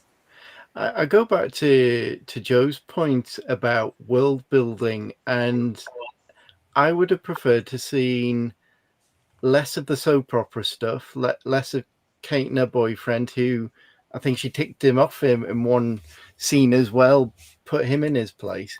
I would have liked to have seen less of that, and maybe there could have been a scene that maybe explored Salt's origins, her background. What was she doing off camera prior to the build up to this diplomatic session in Parliament, that would have been a lot more interesting to explore the characters from the other side.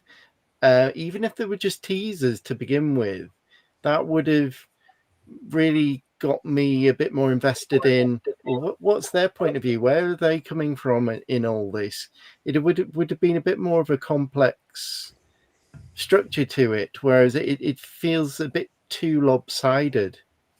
Yeah, I think you've sort of clarified what I was trying to get to. Yeah, definitely agree. So as we round off, I'll be back tomorrow 6 p.m. on the Sea Devils Omnibus and Disparu on Wednesday 8 p.m. when we really thoroughly look at those first 2 episodes. Golden, any final thoughts on something maybe we've not mentioned that really you did want to bring up? No, I think we've covered it quite extensively. I think we've covered everything that I had strong opinions of. But I will just say to round this off that these first 2 episodes have got me intrigued, and I will absolutely be here next Sunday to watch the next 2 episodes, and I'm hoping that they do follow on in a suitable manner and they do build upon what we've already seen. And hopefully by the end of this, I will be thinking, as I do think now, that this is going to be a very great series. But despite all of that, it is quite sad that this is the best thing from Doctor Who in easily perhaps even half a decade. It's ridiculous that this show, which should just be a little thing on the side that you may watch, you may not, it doesn't really matter, like this is the main example of this is what good sci-fi storytelling can be. It's such a joke, and the people at Bad Wolf and the BBC really need their priorities put back in check, because this isn't what all the money and all the time and effort should be going towards. It really is. It makes me quite angry as a Doctor Who fan that the main show has to be trashed just so we can get this. It shouldn't be like this. Yeah, well, and to add to that, I was hoping you were going to say that once you've watched the double bill next week, that you might want to come on again, because I think everybody's going to be intrigued.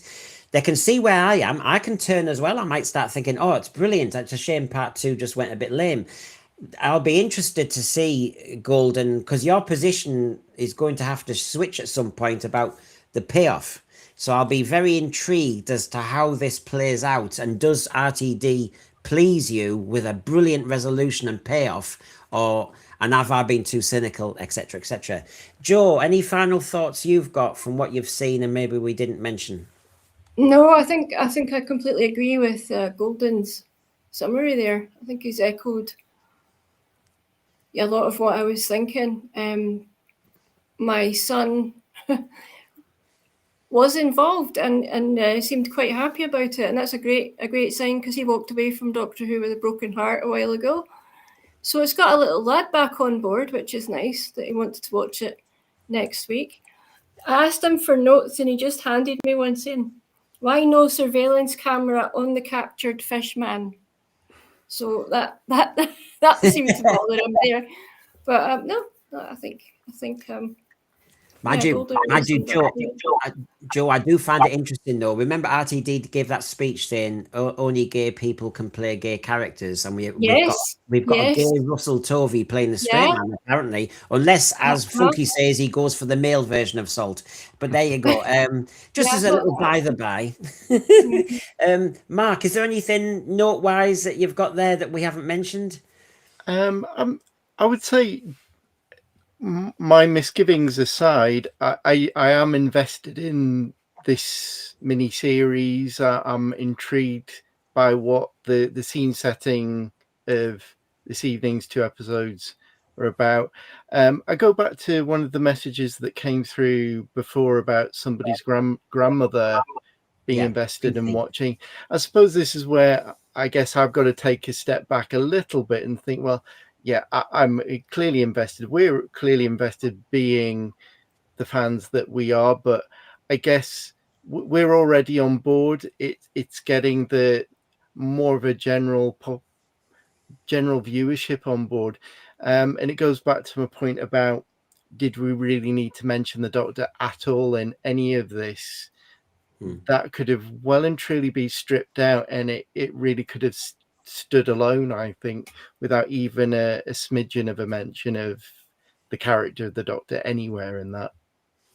Yeah, it's RTD wanting to go with his own series. He wouldn't have been given this money for that series if he hadn't been the Doctor Who showrunner. And then he's had to rely on Unit. He's had to rely on characters invented by Doctor Who. He's not gone alone.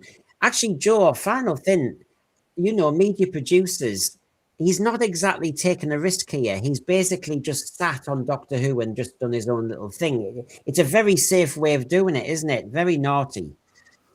Yeah, it's disappointing. Yeah. So I'll see if they'll be back next week, but I hope everybody has had a bit of an inkling what happened there. I mean, not much happened in part 2. I mean, I'll be honest with you. They're in a room and they were trying to negotiate with a very strong diplomat who just said, you need to drink some more Thames water. And then I'll do a litter drop and show you that your union problem in Birmingham is a small scale now. They did have a filter in that tube, because that water looked very clean coming out of the Thames, I have to say. Good point. Very good point. I love the little loopholes like that. Yeah, how did that happen? I want that water. Yeah, well done, Mark. That was yeah. I have to say that glass of water. You know what you said? Go and get some water from the Thames. We all knew what the story was, but when they brought it in, I thought, has somebody pooed in it? What the hell? I mean, is the water that bad? If you just, I mean, talk about exaggeration. But anyway, yes, E. coli. Yeah, I wouldn't drink it myself. Thank you, folks. People have got work and all the rest of it. So thank you, Thread. You've been busy as hell. So thank you. Golden, great to have you on the channel at last. I'll talk to you in a minute. Hopefully you can do next week. Mark, again, your debut on the panel. Thank you for joining us. And we'll talk in a moment, just after the credits. And Joe, of course, I want you back all the time. So thank you for giving me your time. Goodbye, everybody. I'll be back on tomorrow at 6 p.m. Bye for now. Bye. Bye. RTD wants Sensphere shut down.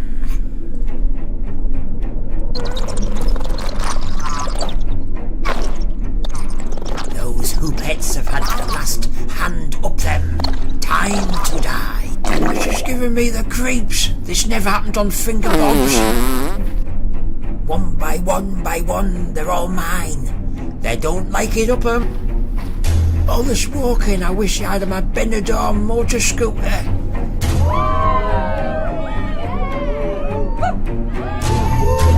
I have it!